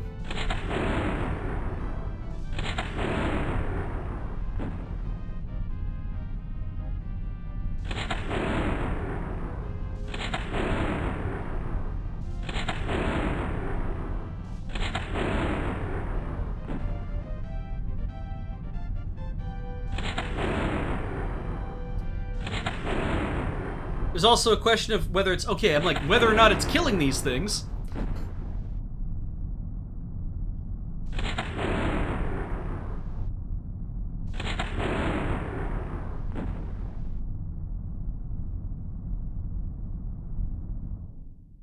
And I took a lot of damage from that. And there's no way I'm going to be able to find that spellcaster's body.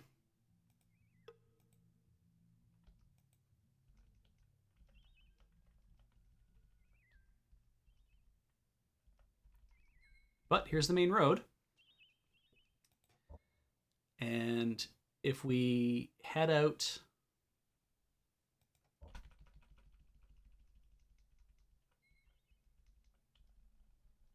All these fucking trees make it so hard to see anything.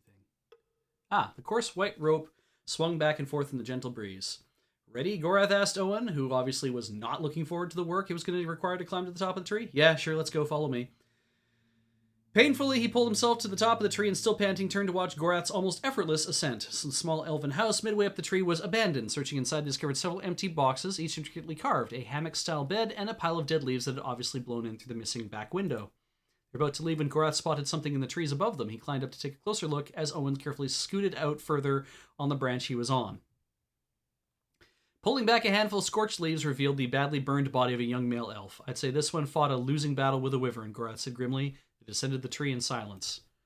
Oofa doofa.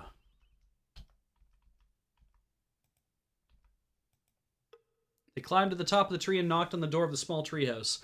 The door opened slowly, exposing a dark-skinned elf with wrinkled skin. He looked at them with only mild concern, then after a moment allowed them into his house. My name is Fallon, he said, introducing himself. Then he turned to Gorath and said, I have seen many returnings in my years, but none such as yours. Gorath nodded slowly, but didn't speak. Fallon told them of the wyverns attacking Elvandor from the north, and of the elves who were desperately trying to defend their borders from mortal invasion. As they left, Fallon pointed them towards War Leader Thomas. Thomas. He is due north of here. Good luck.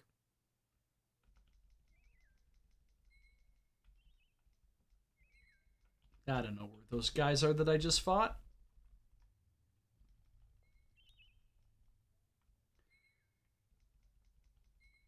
So do we make our way back to the Dragon Tail and see what happens? Oh.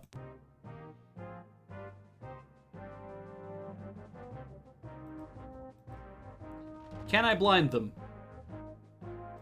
Probably.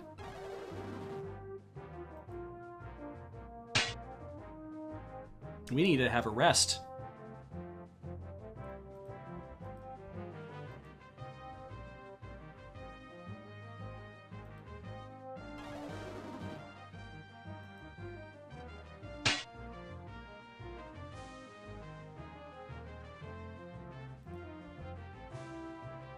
Oh, shit.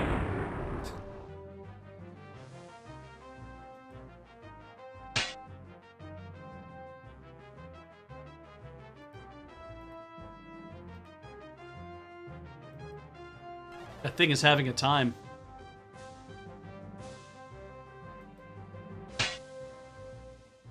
Ah, it can be used over and over to increase your strength. Okay.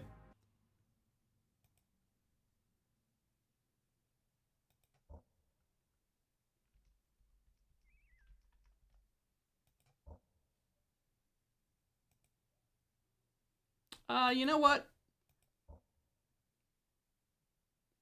Sure.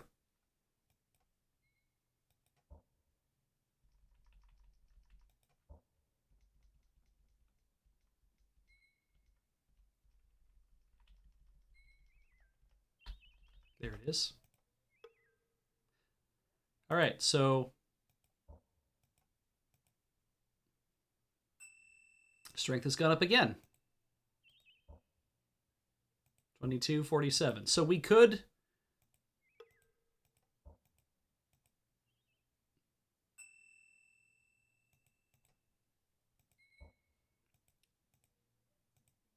Wait. Why is my Fatimore's formula not... Holy shit, does it not decrease ever?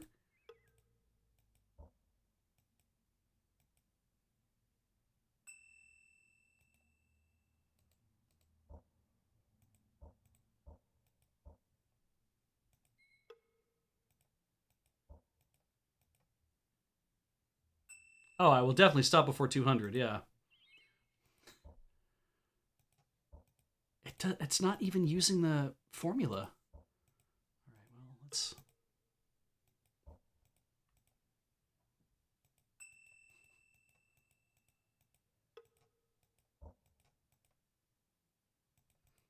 Gorath has to drink this every time. I'm starting to feel a little bad for him, actually. It's not taking it from the larger stack. I still have 3 and 12. Everything else is fine. Like, I have none in... he's not holding any. It's not taking anything else. It's just like... something is wrong about how this is implemented. Yes, the more that you drink, the more you'll have to use the little Moradol's room. It's true.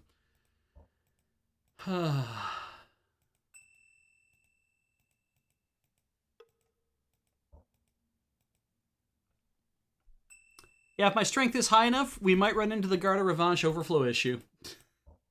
Which means I might not bother using the Garda Revanche. Also, Gorath gets to use this, right? So it's like, if I make some room in my inventory, so I can carry my Sword of Limbs Kragma anyway. Though the weird thing is that no one's ever brought up the fact that if you have like a strength of 200, let's say, if you have that strength and you're using the Sword of Limbs Kragma, would that not naturally overlap you, right? Like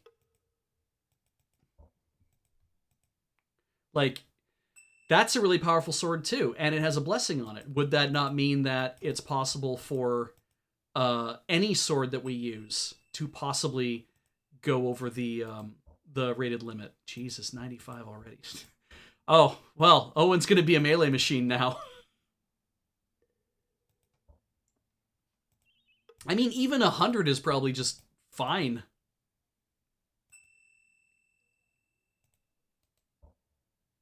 $98, $73. We can just stop using naphtha. I mean, the additional effect of having naphtha is like probably nice too, though, right? 101, 76. Though I'd love for James and Locklear to like see Owen come out of the bush at some point and be like, oh, they're back. Awesome. Oh, we're in a fight. Oh, no. Oh, he's going to attack Owen. Wham! And he just knocks the dude's head right off. I'd be a little concerned. Owen's going to come back just like... let's be honest, he's going to be like Derek from Quirpline. He's going to just come... He already looks completely ripped to begin with. And just like, oh, Jesus, what happened to him? He's like He-Man all of a sudden. What happened? It's like, what'd you do? I drank a lot of water. I stayed well hydrated. It's like, yes, thank you, Derek. I really do need to watch all of 300, level 300, or 300 max, whatever the hell it was again. Level max 300 slimes a day. What the hell was the whole thing again? It's level max. I made it to level 300 by killing slimes every day killing slimes every day for 300 years. That's what it was.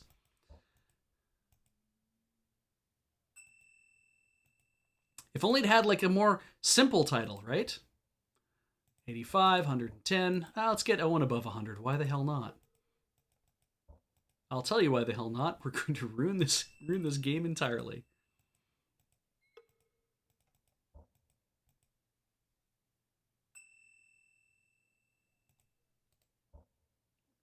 $91.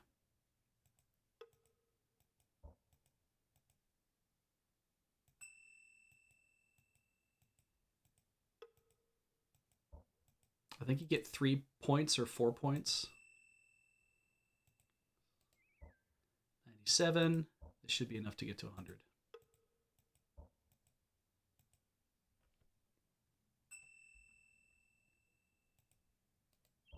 Okay, 100, 125.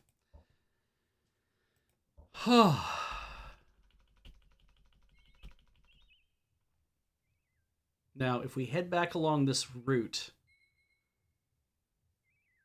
but if I go northwest instead, that'll take me up closer to Elvandar, and I don't think I encounter anybody along the way.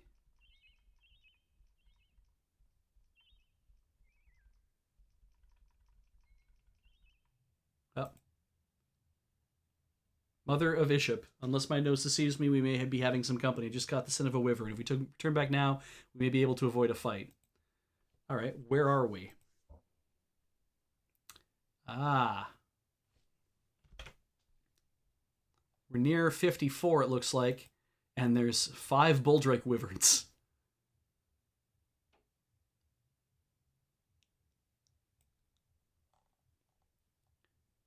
What's at 62? A tree stump with the Lutens concentrated in it, which I don't need.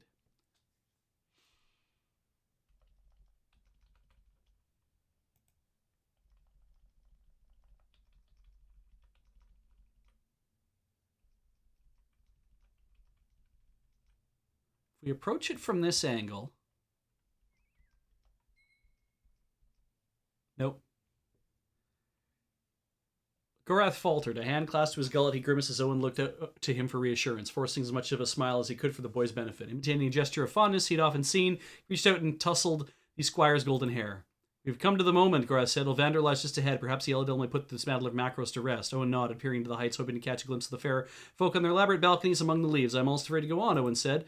What if we are looking for isn't here? What if the elves think we're invaders and try to kill us? We will not be harmed, Gorath said, gasping as the magic of the elven forest attempted to turn him aside. If you think it is time to enter the city, then I follow. It's your decision, Owen. No!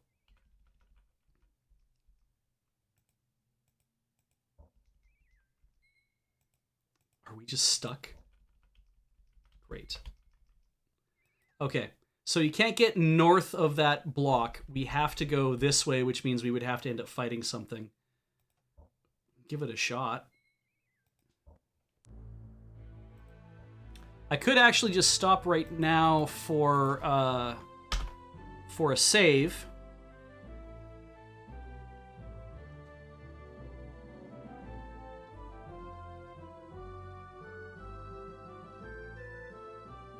Yeah. I'm going to just stop for a save. We're going to take a break, and you guys just sit tight. I'm going to leave it on the music, because why not? And that way, when we come back, there will be a full hour, hopefully, be able to devote to what the hell it is we need to do. We'll see you in a few minutes.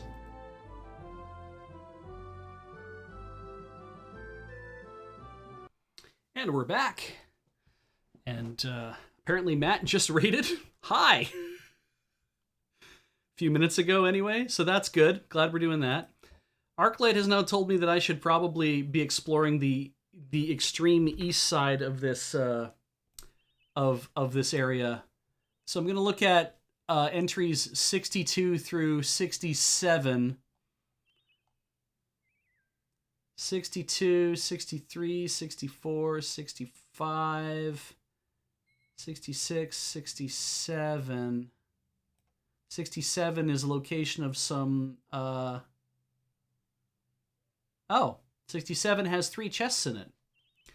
But I don't see anything. It has emeralds and rubies, which are great. It has some wyvern eggs as well. Lots of wyvern eggs, in fact. Actually, 1, 2, 3, 4 wyvern eggs in total. And then a copy of River Song, which I think I already have. But I don't need any wyvern eggs. I'm not seeing anything else. Is there a story bump by going over there, Arclight, that you're reading about or something? Because everything I'm looking at here, it doesn't sound like people are...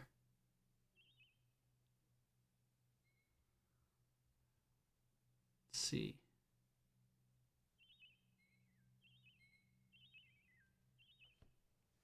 Main road is Sylvandar. Don't go there yet.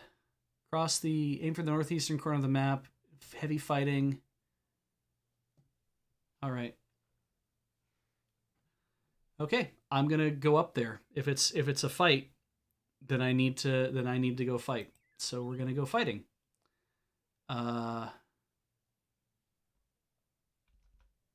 Which means that heading west is not a solution. We're gonna go south a bit, southeast a bit, and directly east.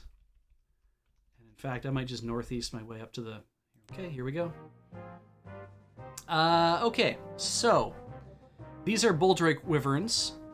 Are they not? The red ones or the yellow ones cast Flame Cast, which means these ones cast Fetters of Rhyme would actually do them in. But as we've discovered, we can also just Mad God Rage them, and that would be enough. But then we don't get to see how good we don't get to see how good Gorath is at the moment.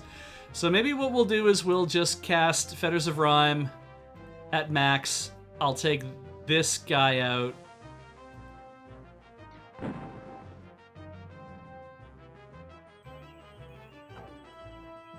And then Gorath will swing at this dude for 174 damage. Jesus.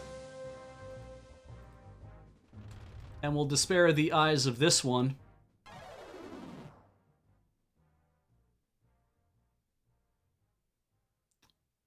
We do know is that, yeah.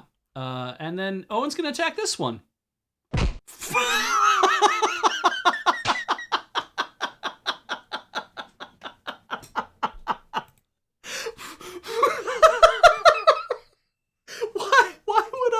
Why would I ever not use Owen to one-shot a dragon? Oh, this is gonna be great.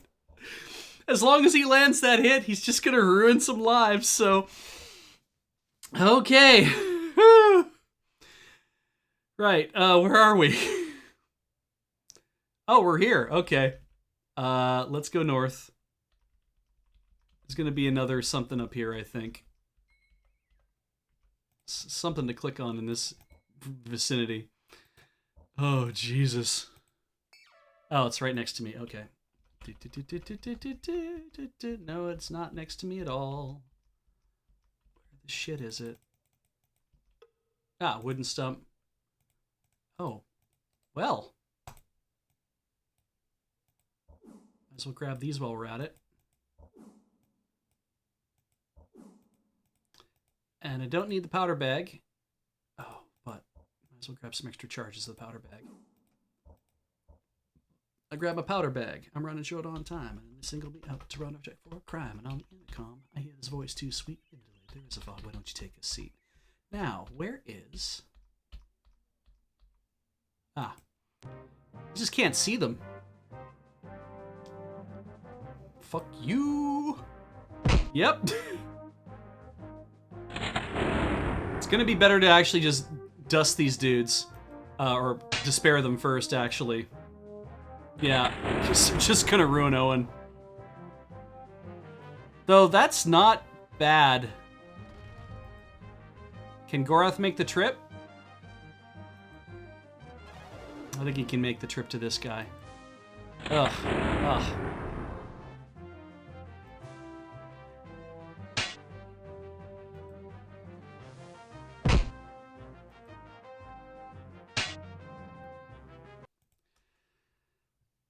Right. Camp until healed. No, I want it to be daytime. I need to be able to see my way around here.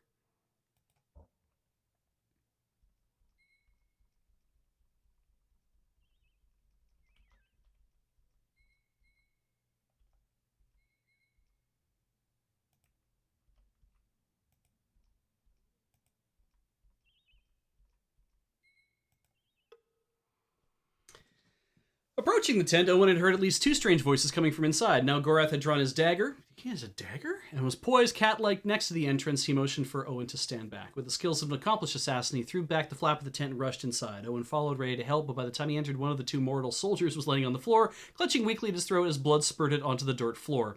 The other soldier, though caught by surprise, had managed to grab his own dagger and stood with it drawn, facing Gorath. He faked a couple of jabs and lunged forward, slicing into Gorath's arm, the same arm that grabbed his coat near the elbow, pulling him forward and into Gorath's thrusting dagger. He fell to the ground as Gorath finished the job with a slice across the front of his throat. Front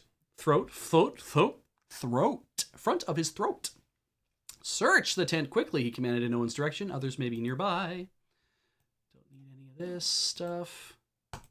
Normal ass rations.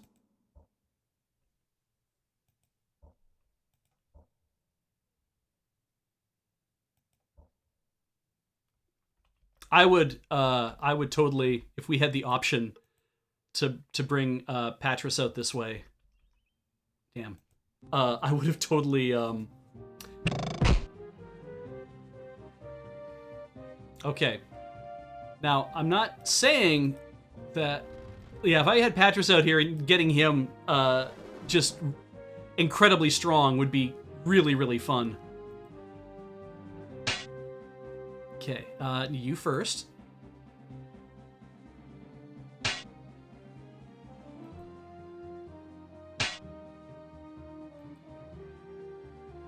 There we go.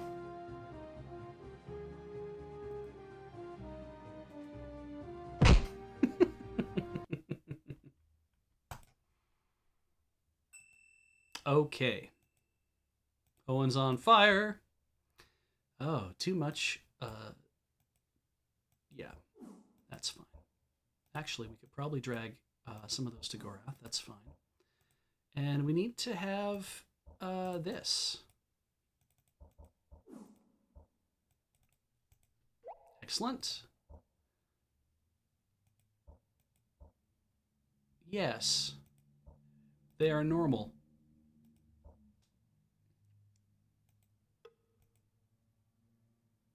Oh, what are you? Rorik's seal. Unable to identify the signal on the face of the ring, Gorath checked the inner surface for an inscription. Barely legible was a short epithet written for an unknown reader. I think it works, this ring of mine, but it'll sneeze about half the time.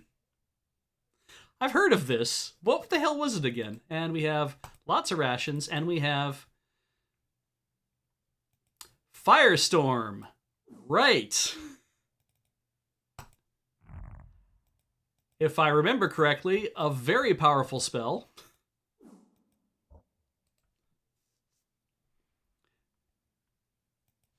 Based on things I was reading. Let's see here. Combat's worth your while. The Witch Hag is holding the only available copy of the Firestorm Scroll. In the Webmaster's opinion, this is the most valuable spell in the game. Don't leave the area without locating the nearby 3 chests. Then go back toward the Eastern Bridge. And then you walk along the bridge and yeah. Yeah. The Rorik Seal seems like an awesome idea. I just don't think I need... That's interesting how the tent is a treehouse in this. They adapted the... they adapted that into being that instead. It's like, this is the empty house thing that... empty house text that we use in this chapter, perhaps. They're just using it everywhere.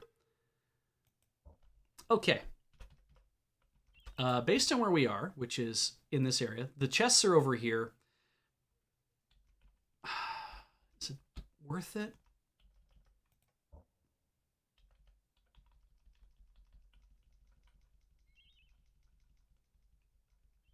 There's nothing in them that's as good as what we just found anyway.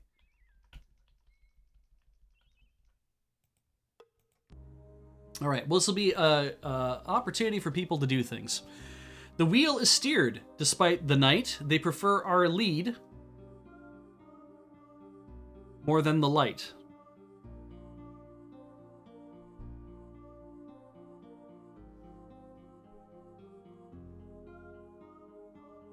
Rorik Seal casts Mind Melt.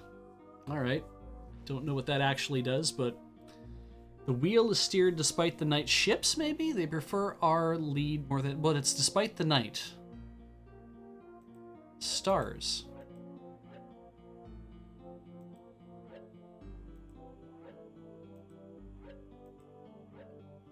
Ah, stars it is.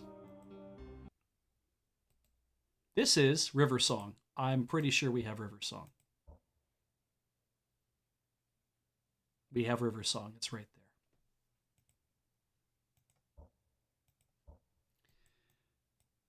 I'm pretty sure we have a full thing of Redweed Brew, and we definitely don't need any of the other stuff. Oh, Mind Melt is cost 5 to 15 health and stamina damage. Or cost 5 to 15. Health and stamina damage is 3 times whatever cost, and you don't need line of sight. So that's not bad if I need to hit somebody who is not there, or I can't actually get access to for whatever reason. When it is down, it is lower than a horse's belly. When it is up, it is higher than a horse's back. A saddle?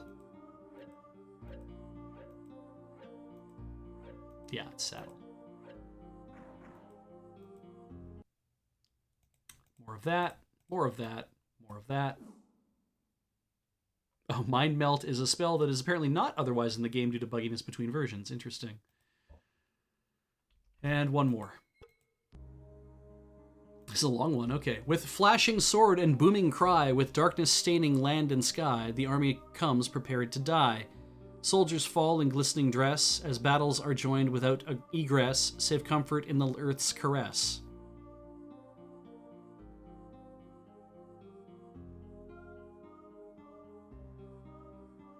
So? Like, with flashing sword and booming cry, with darkness staining land and sky, the army comes prepared to die. Soldiers fall in glistening dress, as battles are joined without egress, save comfort in the earth's caress.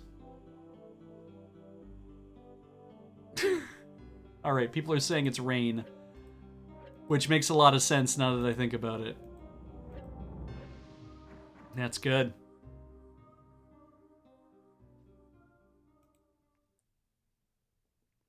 So as you know by now, the Mind Melt spell is impossible to get in the patched version 1.02 of the game. This is the version GOG has, as well as the free abandonware version from before that. And I think the CD version, basically everything except the original floppy version, this spell was only available by completing a mini quest in Den Camp on the 10th.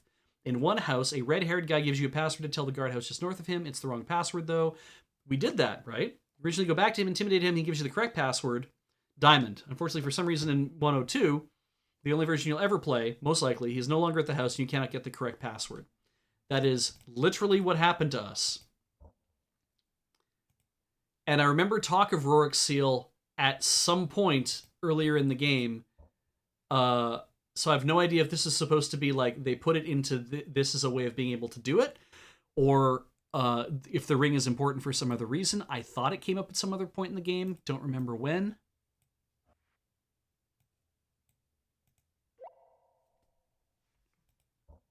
Anyway. So now that we have done this, our best bet is to head back towards Ilvandar, try to get that Bessie Mauler.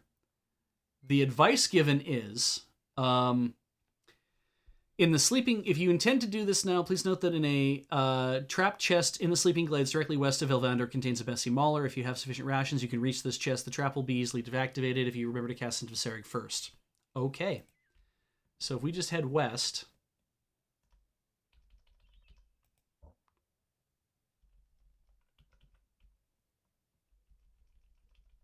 from here, that's Ilvandar. Just camp until healed. It's daytime. Let's put down a bookmark. We're going to cross the road and we're going to fight something.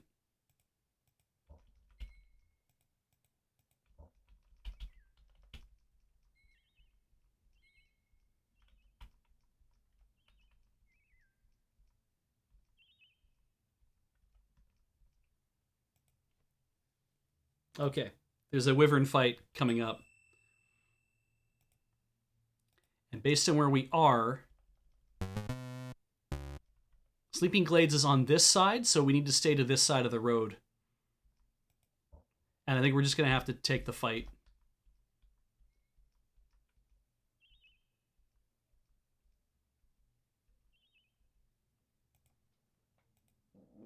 Yep. Scouting has gone up. That's good. Sure.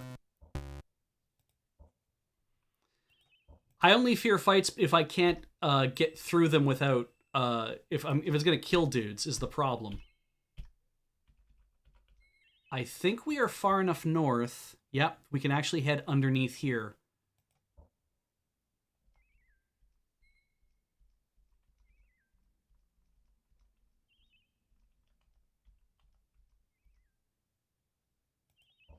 Okay, there should be no encounters from here. All I have to do is just follow this before we sleep.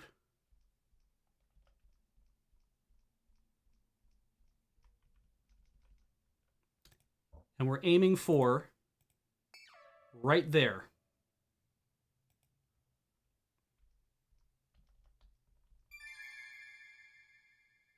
Beginning to feel strange. I feel like laying down taking a nap right here.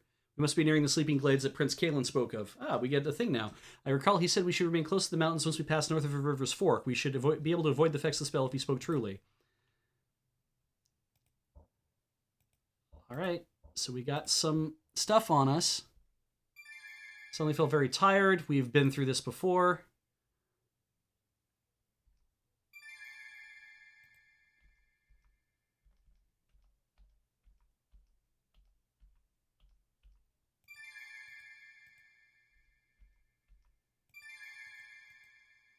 Now let's see.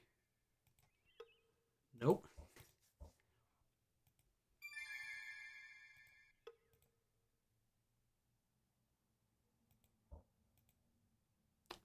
Ah. And there it is.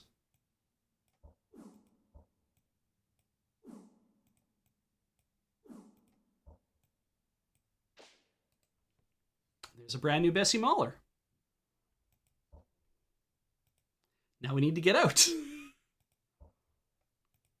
And lots of Aventurine if we needed it, which we don't.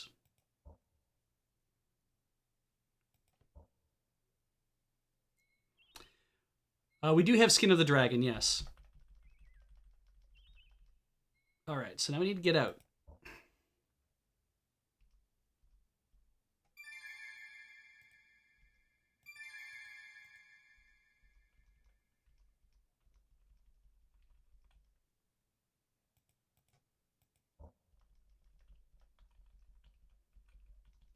We made it.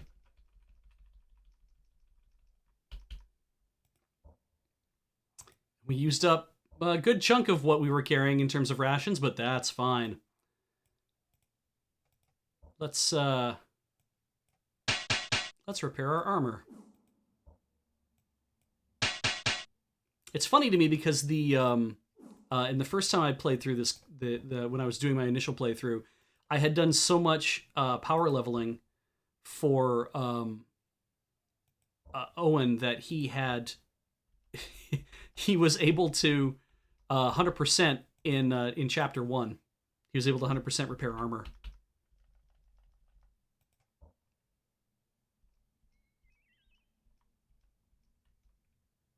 I'm going to put a bookmark down because we did get our Bessie Mahler, which is great. Should we actually decide to use it? Glad to see that's working. Stealth has gone up again. That's gone up again. I've spent a lot of time just sleeping in the glades.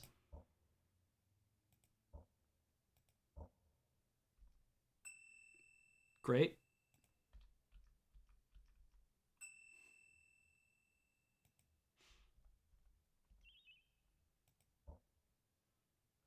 We don't want to go that direction. We want to work our way south some more. Oh, there we go. It sounded like distant war drums. Owen stopped and cocked one ear, a puzzled expression on his face. He was about to comment on the strange sound when a cool wind suddenly kicked up swirls of dust around him. Looking up, he was terrified to see the sound was not the cause of beating of drums. It was the beating of a very large pair of wings. The creature landed prepared for combat.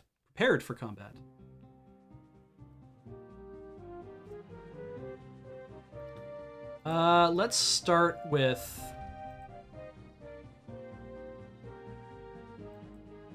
that.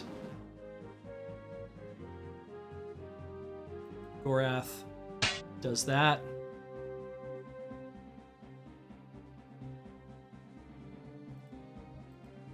I blind this one.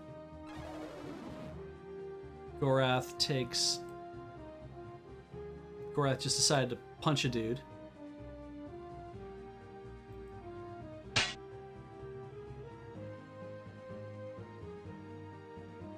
Owen punches this guy. That's good. Gorath punches this guy. That's great.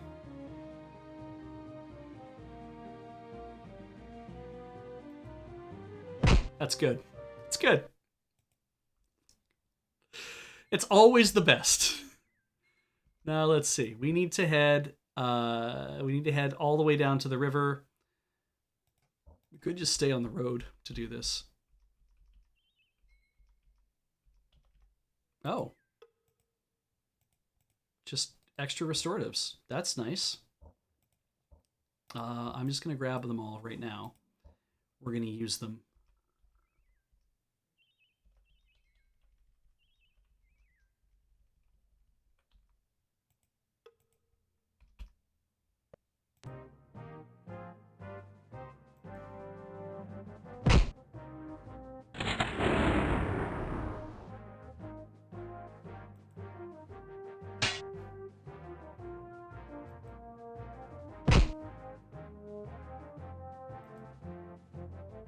Cool.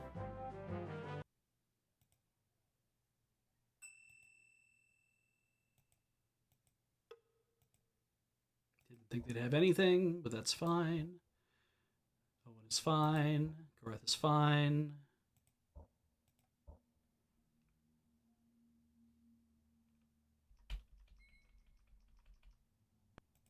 Trap.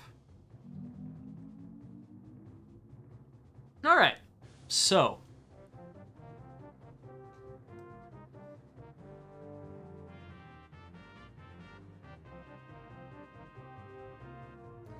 It seems to me that we want to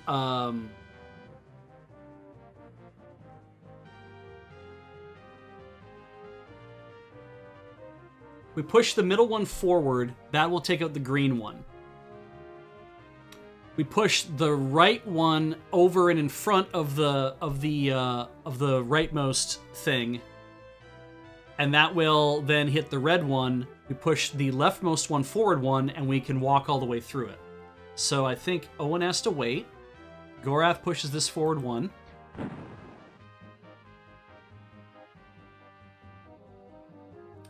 Owen could push this one forward now if he wanted to, because ultimately he's going to have to do that anyway.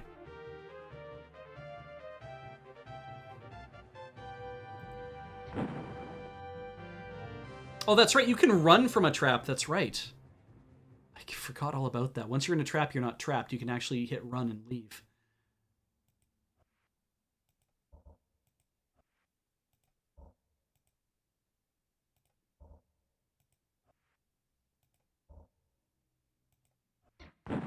Also, camping is free in a trap.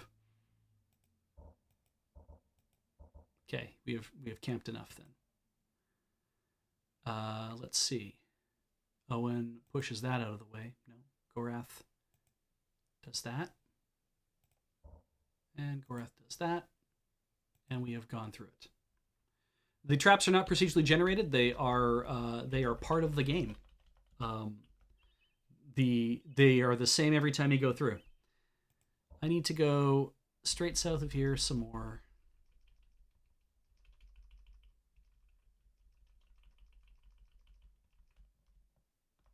We can get all of our shit back if we want it.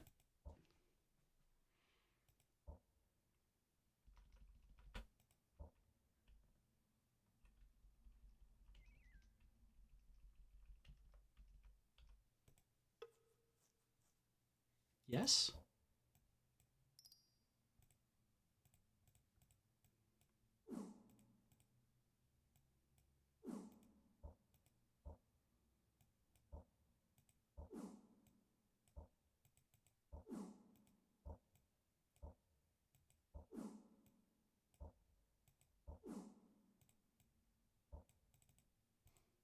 Better drink some of that Fatimor's formula. Gonna need that. Okay.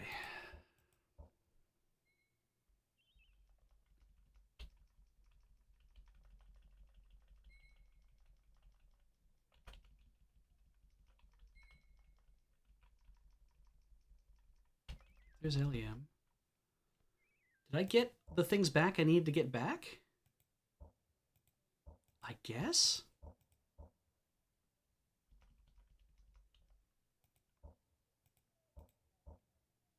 There was another box in this area. Yeah, that's what I thought. That's the one we just opened, I think. Yeah, no, we don't need any of those things.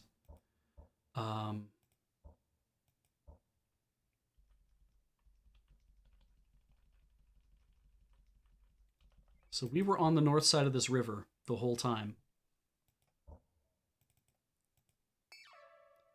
Maybe it's behind me. We also crossed the river on the other side to drop stuff off too. It's true. But there was a bag over here and that bag is now gone. We know that for sure. Let's just move over to these trees. I can't see shit. Wait until morning.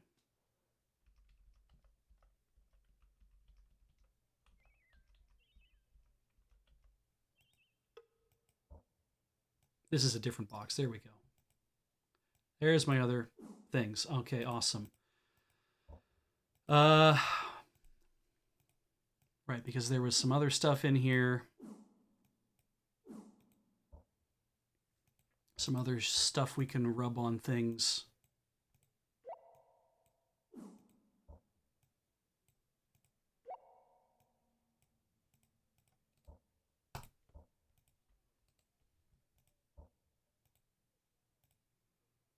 Renap that maybe. What's the 12 charges? Great. I don't think I'm going to need a wyvern's egg.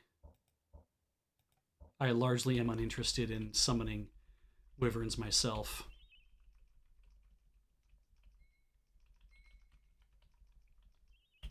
Make it back to here. We're going to cross over and go look at that other box, which is over here.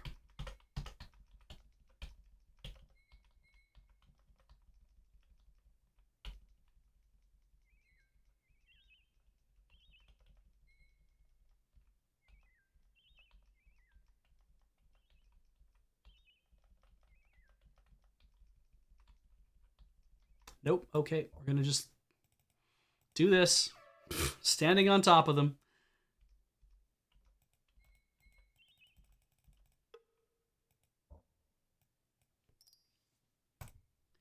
Didn't want that one.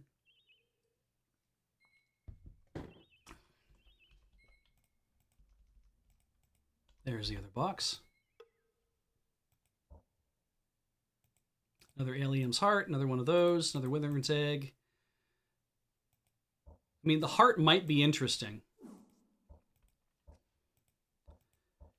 as a summoning item to just be able to do that. The wyvern egg you just use up when you use it, according to what they say.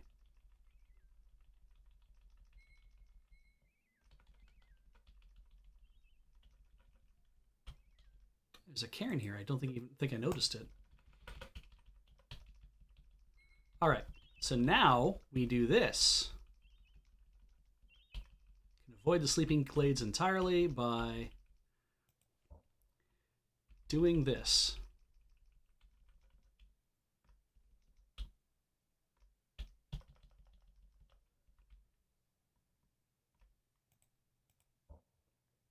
Don't yawn on me, Gorath. Tricking me into something else happening.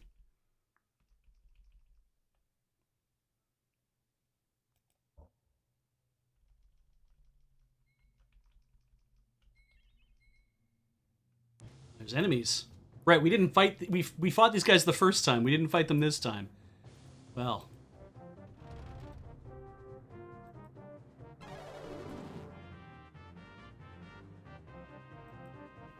Oh, map board games. That's good. I was wondering if this qualifies as a fairy forest. The trees are all sprites.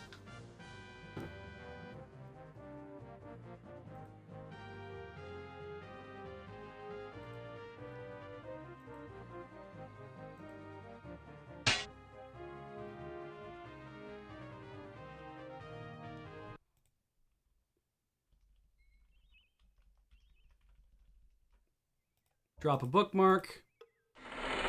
Oh, and use the key, opening up the splintered door on rusted hinges. That's interesting. Just broken down whatevers, but it's like, still, you can't get in.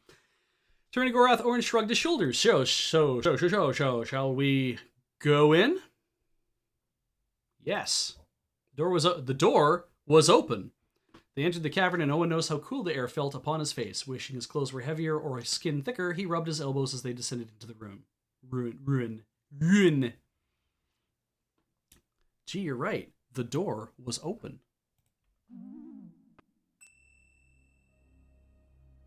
What did that mean? All right.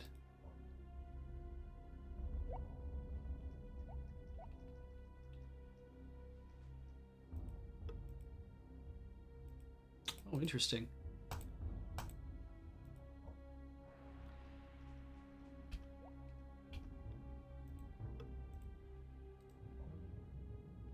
Well, let's juice these guys, because I have a feeling we're going to be here for a bit. Been doing all this fighting without bothering to juice, but...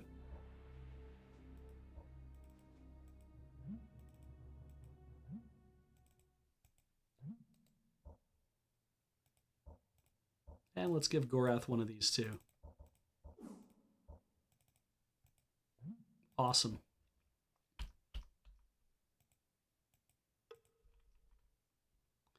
All right. They caught their opponents by surprise. Rushing forward, Owen desperately tried to recall what he knew of temple magic. Ah, yes, we've been over this before.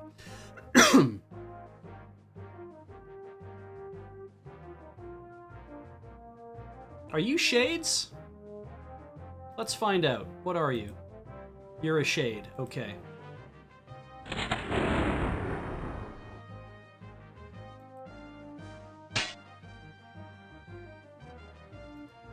What might Owen be able to do to a shade? Maybe that?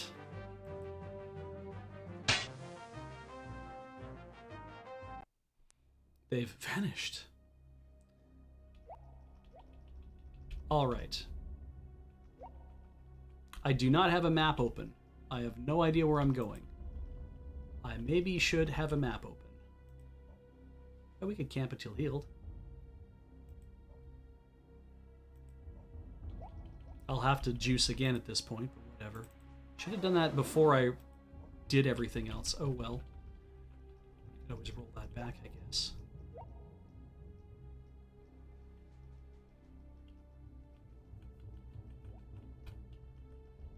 Big room. Bookmark. Every time they say there's no trap under the stones, it stands to reason that check to see if there's a trap under the stones. Thoughts filled his mind. Slowing in recollection, Gorath focused on his surroundings. The caverns themselves appeared unremarkable, yet this was a ruin of things ancient. What had been written in the abbot's journal? A chest. Shell. Might it be? So I guess because we had picked up the abbot's journal, it's letting us know that this is where we're going to find that thing. Which is pretty great. Because if you didn't have a walkthrough...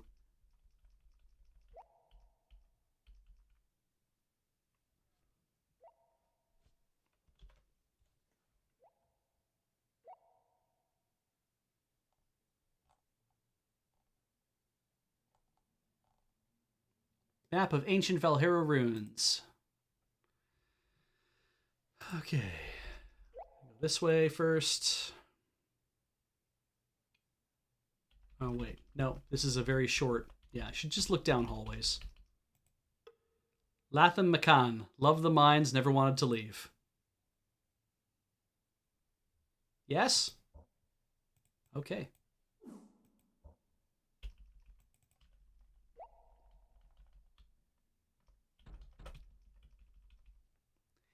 Any pits? Doesn't look like there's pits in here, but I don't know about that for certain.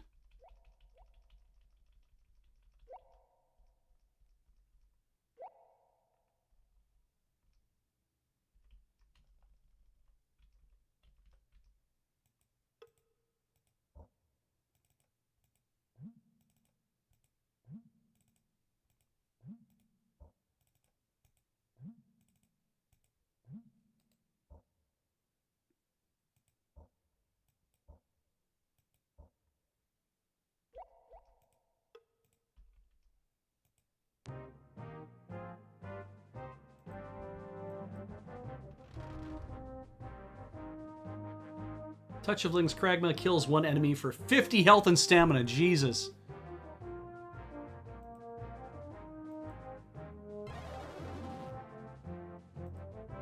Gorath just goes for the... Whoa. Okay.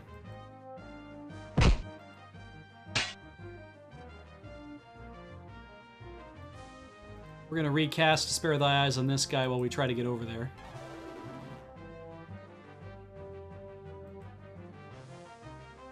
That did not work.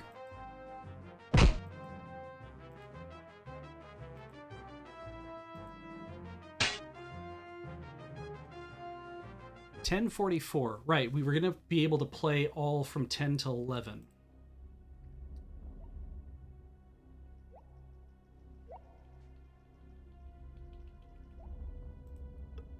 Nope, not until we do this. Hang on. I have no idea how high a rig it is. Okay.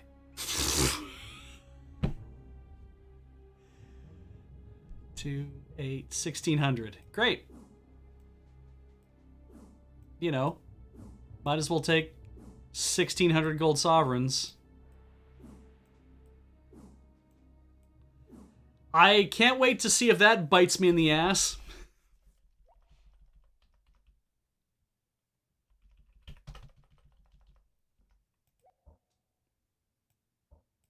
And this way, yes.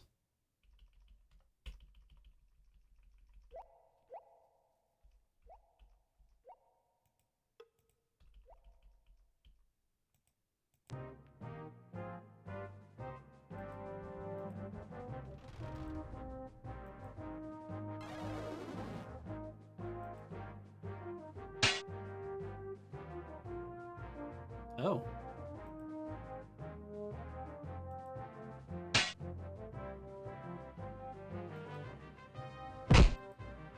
Oof.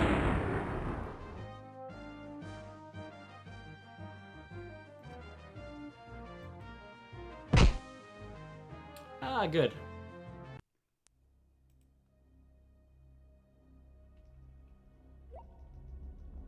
Oh, I like doors.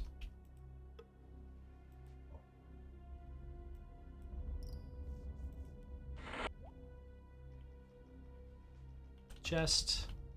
Chest. Check all the sides here. All right. Chest. Ooh, word locks.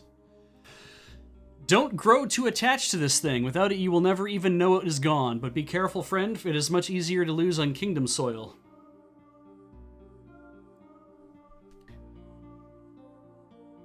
We're in Elflands.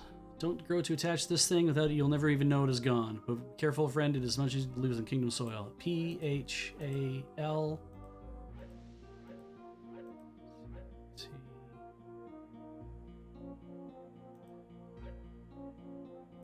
I like life.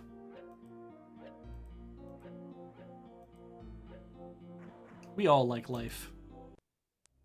Another Roderick seal, another one of those, another one of those. And what's this? Mad God's Rage. Oh, so if you don't have it yet, time to get it now. I'm not going to worry about any of these things.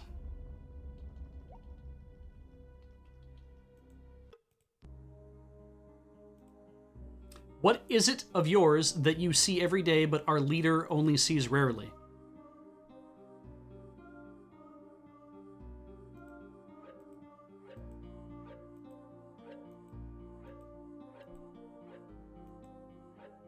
My face. No, can't do my face.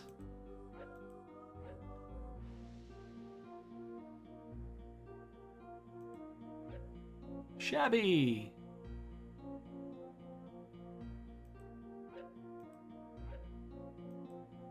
We can't. Okay, so Gillinox, I like. What does the leader see? What do you see every day, but our leader only sees rarely? The leader would not see leader, right? They wouldn't see their leader, because they're the leader, so they wouldn't see their leader. I do like Shabby though.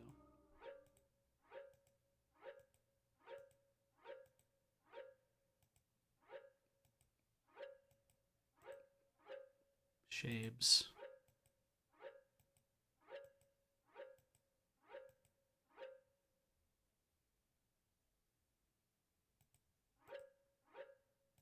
Well, we're going to be here all day if I don't just get it. Equals.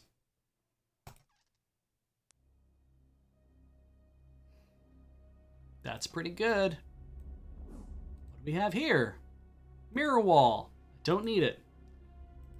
Gorath could probably use those enchanted arrows, though.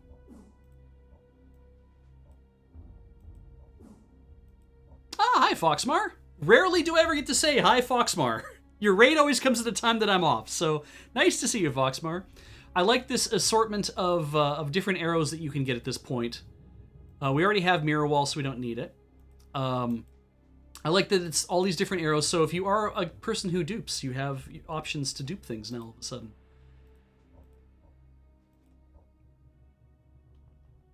And that's it for this room. So let's continue on. We're headed north. Oh, another fight. Are we still buffed? We are still buffed. Might as well take the fight now.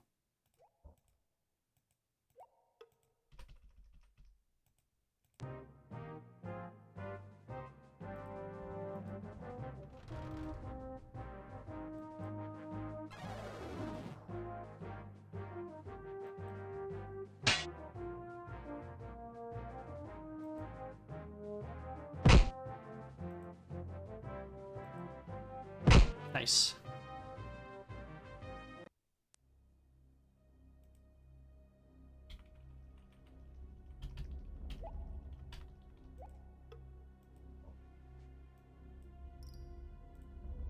Oh, really? Ah, yes. Of course the key lineages would open something.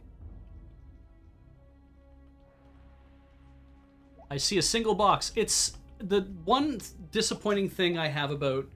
I find about the game because of the age of the game, is that there's no room in these dungeons for more than just...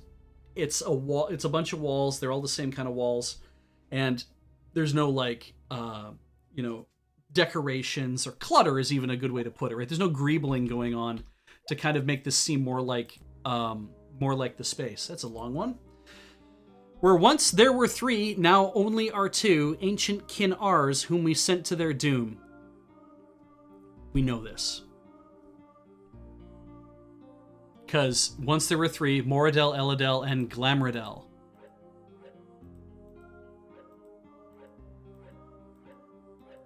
You'll notice there's a lot more letters in here now too, right? N8, so, right? See how far we had to go around to get back?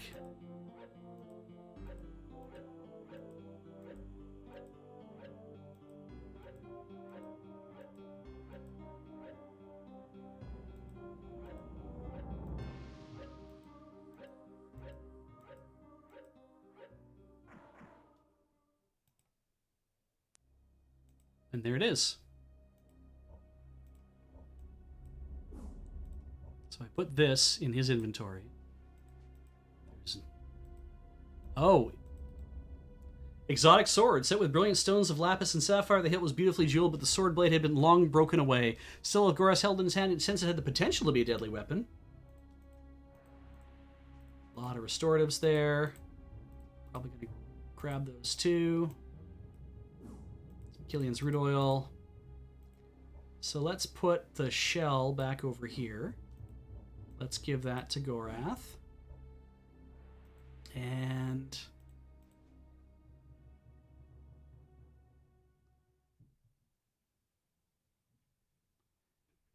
this map gets us into Sarth. We largely don't need it. We also don't need this. Why not just use it? And I'll take that shovel off your hands.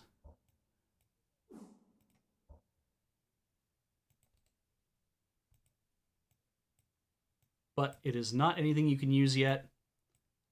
A searing flash of heat vaporized the shell as Gorath touched it to the hilt of the Glamradal sword, elongating itself into a swirling length of blue flame. Around it, a shell of silver and steel congealed, forming first a blade, then a scabbard of unparalleled workmanship. Except it still looks kind of rusty and shit. Anyway, the Garda Revanche. Cautious at first, and then with eagerness, Gorath wrapped his fingers around the hilt of the Glamradal sword and drew it hissing from its scabbard of flawless silver. On the blade, runes glimmered in lines of sundered flame, their meaning indecipherable to most, but clear to any who held the blade. Avenge. 90, 140 plus strength, 45, 30. So as long as I don't swing at anybody, we're not going to exceed anything. But 90 plus 110 is 200. We're at 125, I guess now. So that's 100. That's 215. That's fine. And 45 by your skill. This hits every time.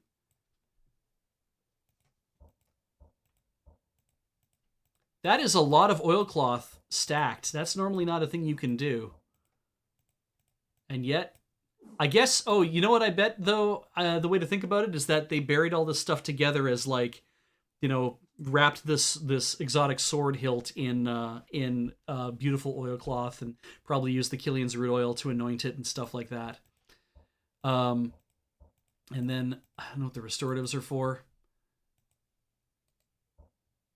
They're for us to drink because, let's be honest, we're a little low.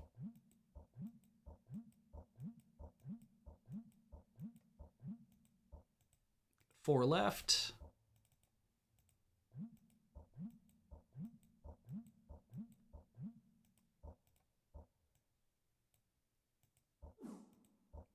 That is correct. The rollover is just after 255. It's 256.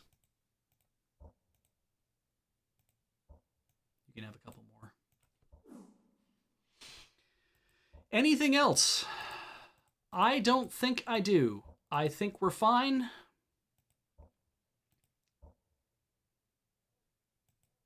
We might end up using that Sarig's Bane up at some point. Our stealth should be off the charts, I just realized, and it practically is.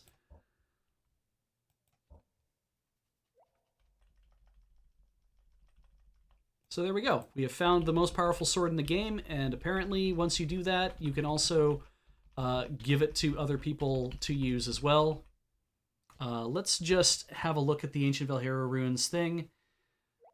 Yeah, the sword is bugged. If anyone is interested in reading exactly how it is bugged, at the end of that link I just posted in chat, that's going to tell you all about it.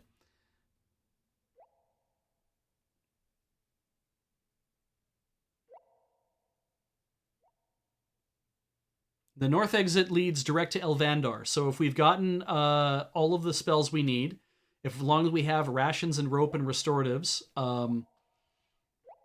we should be okay. And yeah, feel free to read about how they how the Garda Revanche is bugged, and then also read about how they tried to fix it. The chapter will be over as soon as you enter Elvandar, which we are probably just about to do.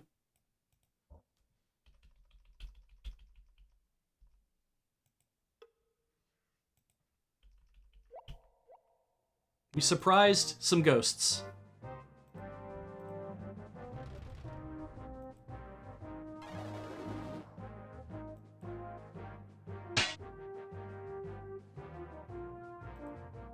All right, what does Gorath do to hit? 231 damage. Can he miss? No.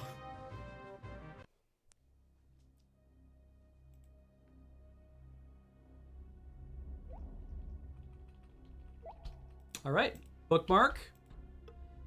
A long corridor stretched before them. This must be the passage to Elvandar, noted Owen. If we go this way, it may take us a few hours to get to the end. Are we up to the climb right now? The chapter ends when I do this, so we will be reading text from this point forward. Maybe what I'll do is, since it's 10:58, we're gonna drop an actual save. We're gonna come back, read everything, end the chapter. So I'm gonna take you guys to a break right now, and we'll see you in a few minutes. Sit tight for the ending of chapter 6 and the beginning of chapter 7.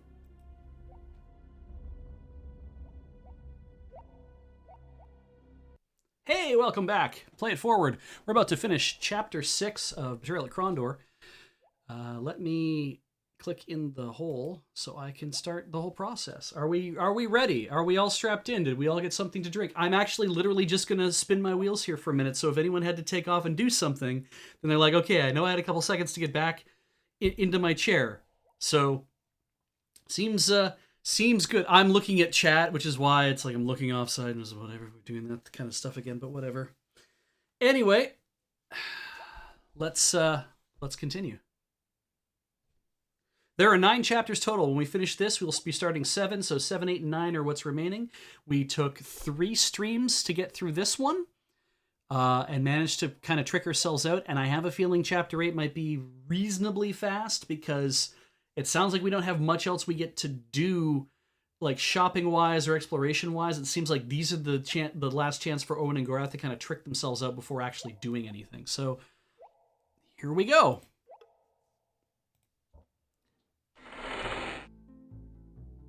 We just did not have any option to read that whatsoever. If you want, feel free to pause the frame and have a look at it at some point. Finally, they started a chapter the way you're supposed to start the chapters in Feist novels. Owen gaped. Gaphead! Awash in light, Elvandor glistened... God, I don't like that sentence at all. Awash in light, Elvandor glistened, its circuitous fairy walkways decked in glowing lanterns of brushed gold and crystal. Above, a canopy of silver-white leaves arched over the moon.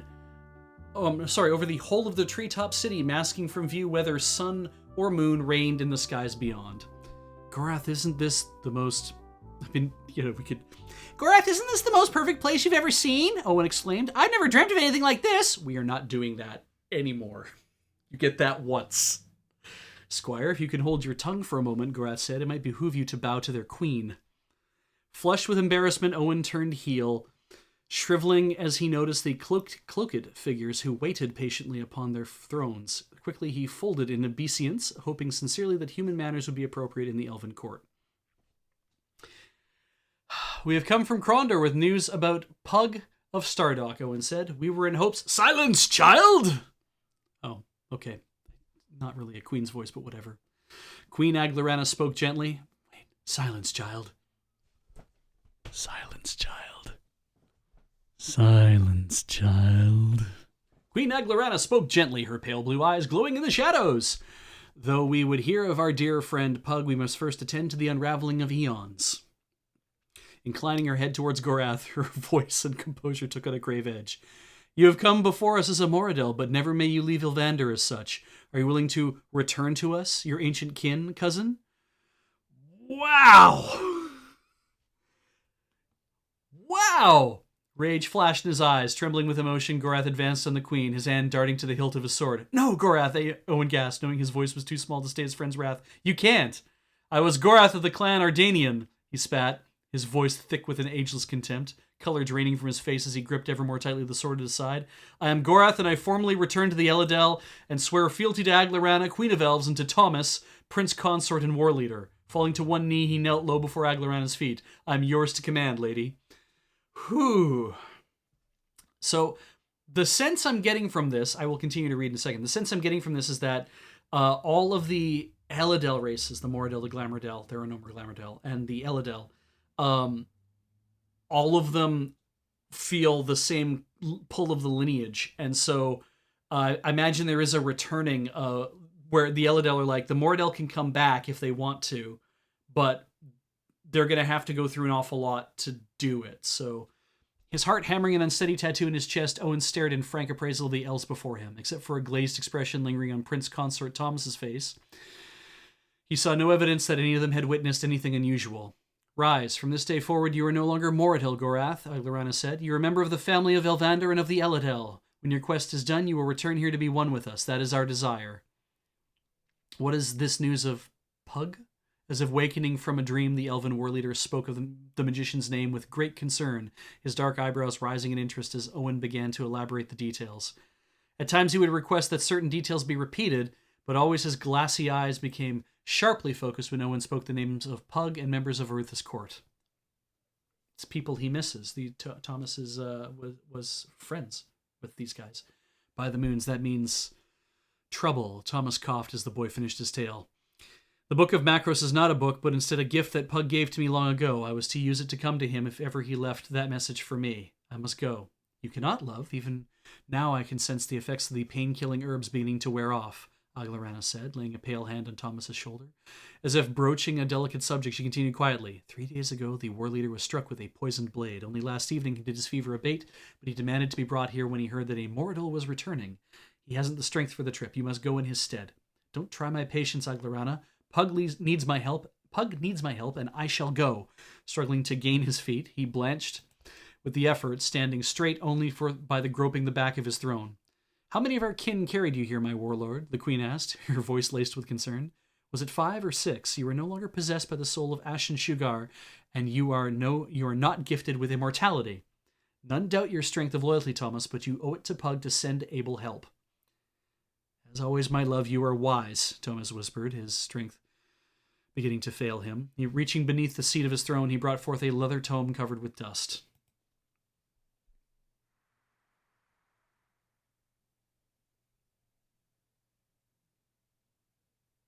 Gorath, we may not be the strongest or the fastest, Thomas, but we are able and we are here. Send us to him.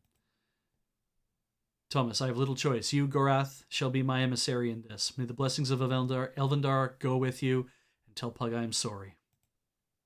Gorath, we shall. Chapter 7, The Long Ride. Bells tolled in the towers of Northwarden. Jubilant guards shouted from the walls, slapped backs, exchanged war stories only days old. Already a bard was milling through the crowd, maybe Tammy, I don't know, gathering names and places, scribbling them down as fast as he could. Tonight they would gather, and they would drink, and they would pay old Tammy the minstrel each time he sang their names. Listening to the general hubbub drifting in through an open shutter, Senior James allowed himself a grim smile as he dropped down to where Arutha and Locklear confirmed over a battle map. By day's end, I warrant that Delicon will have died on the sword point of every man here, James said. It's a shame he wasn't really leading that raid. Indeed, Arutha agreed, his eyes shrouded as he brooded about something. I would like to ask him a few questions. I leave for High Castle at noon. Even though the Moradil have turned from here, I'm certain that the first of them will be upon our troops there by sunup tomorrow. Fortunately, my army will be there to greet them. Still, I wish I knew what they were up to. Arutha glanced up, startled, as a page boy skidded into the chamber.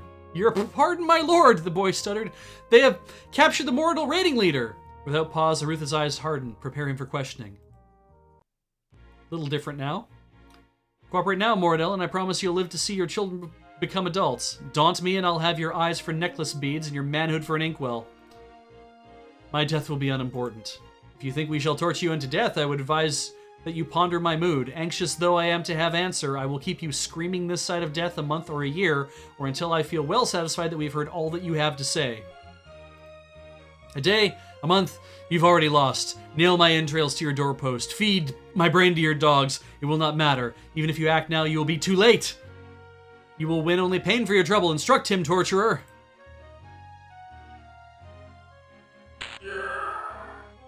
You, too, not. Listen. We know the secret of Sethanon. We shall free him. What secret? Why to Sethanon? 10 years ago we attacked with Myrmindamus. You captured, imprisoned him. Deluded fool, we killed Myrmindamus at Sethanon and burned his bones for potash. There is nothing there for Delicon to find. A lie. We have spied. What else could you guard so closely? How does he think he will win past our garrison High Castle? He hasn't enough men. Answer me! Rift machine. The Six have a machine. It can take them place to place, like a door between great distances. Even while your troops die at Sethanon, we will walk through the machine. We shall be through the Dimwood and inside Sethanon a week before you can reach us. Your troops will be exhausted. The day will be ours. A rift machine inside the Dimwood. That bastard Sirani magician has been consorting with Delicon.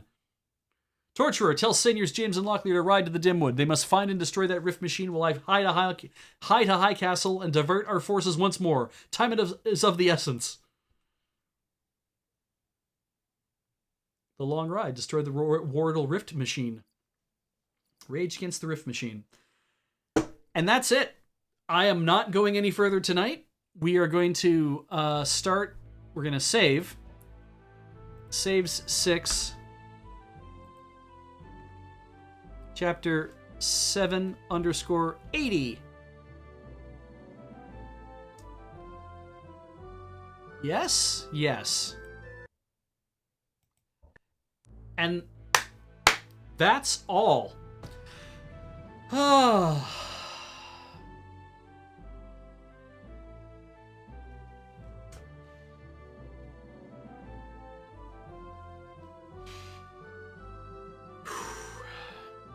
So thus begins the next chapter, chapter 7, where we have to get to the Dimwood, which is not that far for us three to travel, because I think we're either at North Warden or High Castle. There will be more Betrayal at Krondor in the future. You'll be hearing from me on Thursday and then again on Saturday, and because these are kind of going fast, and in fact, I believe even it has been said that these have been going fast, that we're probably just going to see our way through pretty quick. I don't know if, like, I'm going to assume chapter 7 will be 2 sessions, maybe 3 sessions, but we'll see if it's only 2. If there's more to explore, though I don't know why they would do that. We'll see. I know that there's supposed to be lots to explore in the Dimwood for Patras and whatnot. If there's any more spells we need to find, if there's any that are left over there, largely, I'm sure, unimportant. But yeah, let's talk about what's coming up next. Now that we are ending the stream, he looks at his watch and scrolls over. Crossing the Streams is tomorrow at 5:00. I don't know what we're playing. I don't have the up next, so I can't really pull from that. But then on Thursday, it is Lure MTG at 1400 hours, followed by the long game at 1700 hours, and then another Play It Forward at 2000 hours. It is Amongst Us, is it? They're playing more Among Us tomorrow. Awesome. So Thursday, Lure MTG at 2, 5:00 brings you the long game, and 8:00 brings you Play It Forward. Then bring us on to Friday for Checkpoint Plus, the Chill Point, where we'll be talking, I'm sure, about all sorts of stuff that happened this last week on the Summer Games Fest and on the E3 presentations, and then Friday Night Paper Fight.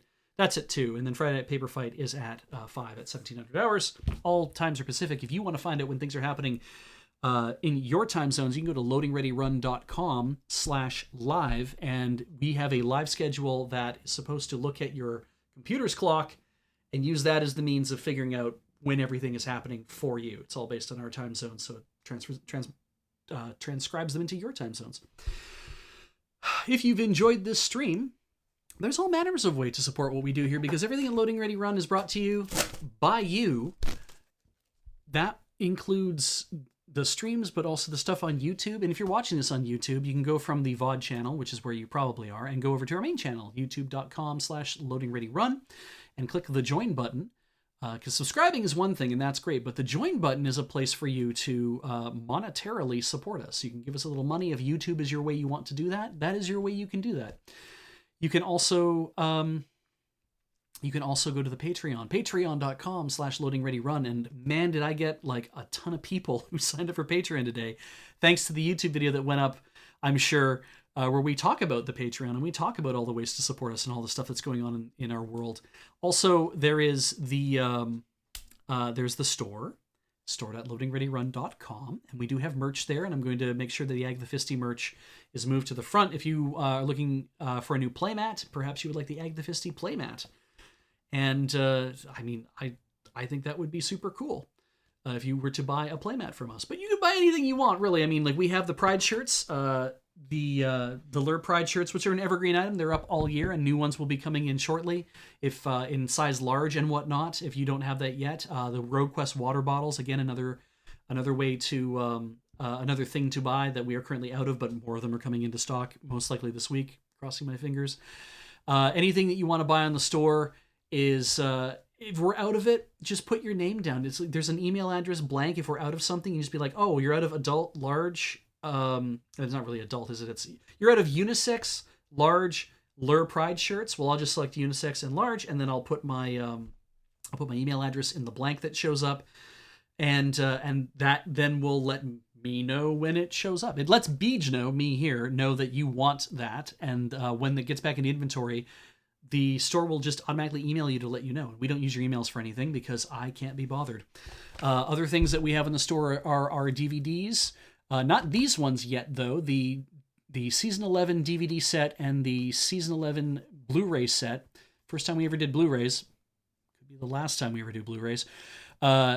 They are not on the store yet, but they will be soon. We are currently processing all of our pre-orders and all the people who backed on Kickstarter. If you backed on Kickstarter at some point and you thought you were supposed to be getting one of these and you haven't been emailed by the store, you need to email lurstore@pmcfulfillment.com. You can find that email address in the customer service part of our store. That is how you get that information, and that is, you'll email them and let them know who you were on the Kickstarter. I'm waiting to get information in, so I might be able to get email addresses for people who are on that Kickstarter. But because it was such a long time ago, I have to email and I have to ask special for it and all sorts of stuff. Hopefully that'll come through eventually. But of course, Twitch, because everyone watching this currently live right now, you're currently on Twitch. And that means I'm going to thank all of you who showed up on Twitch, because that's important. And because I hadn't had the notifications open, it's going to be harder for me to find out where we start. So I'm going to roll back to about, let's see, 3 hours ago. Oh, there's so many things from 3 hours ago, though. The three that love you all, be safe. I guess people were leaving at that point. Resubbing just in time for my favorite stream. So I don't know if that's me or not. Let's see. Gormless Ben subscribed for 59 months. Am I to assume that was somebody from the stream, from the Let's Nope? I'm seeing Boo and Spooping and love you all, be safe. Have some Twitch monies from people. Okay, let's just start with Jonicus. Let's start there. Jonicus just subscribed. Thank you. Welcome to the channel. Hope you enjoy it. Gormless Ben for 59 months. Pixel Art Dragon for 33 months. Resubbing just in time for a favorite stream. I hope that is my stream then. Okay. Pixel Art Dragon, thank you. Maybe I'm not, but I'm going to be all into myself for once. Junior Roll for 55 months. Sapo569, a brand new sub as well. Welcome to the channel. I hope you enjoy it here.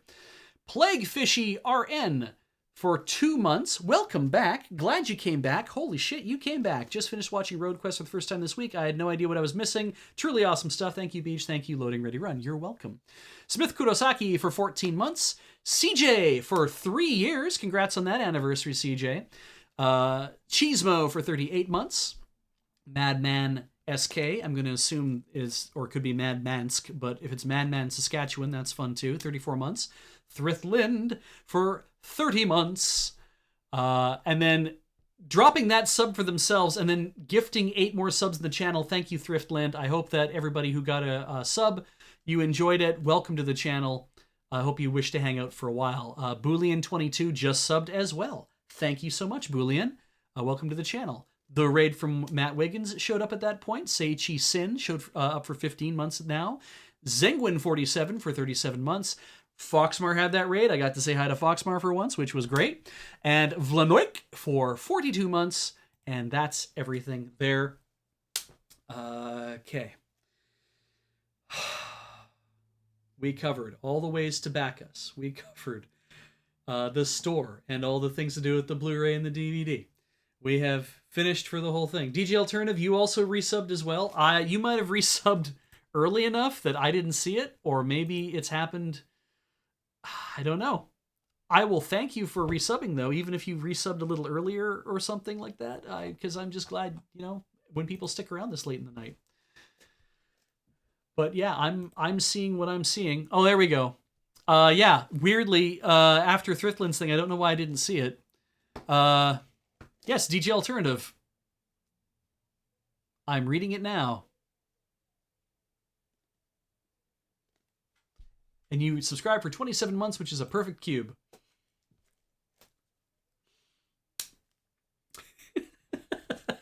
Can't make me read things out loud on stream. You realize that, right, guys? I can do whatever I want. I have a strength of 125. You need to take care of yourselves. I'm taking care of myself. It feels pretty good. I'm going to go eat some food after this. So thank you. We'll see you again on Thursday for more Betrayal at Krondor here on Play It Forward. As always, stay safe, stay healthy, stay inside if you can, and if you can, get that vaccine, please.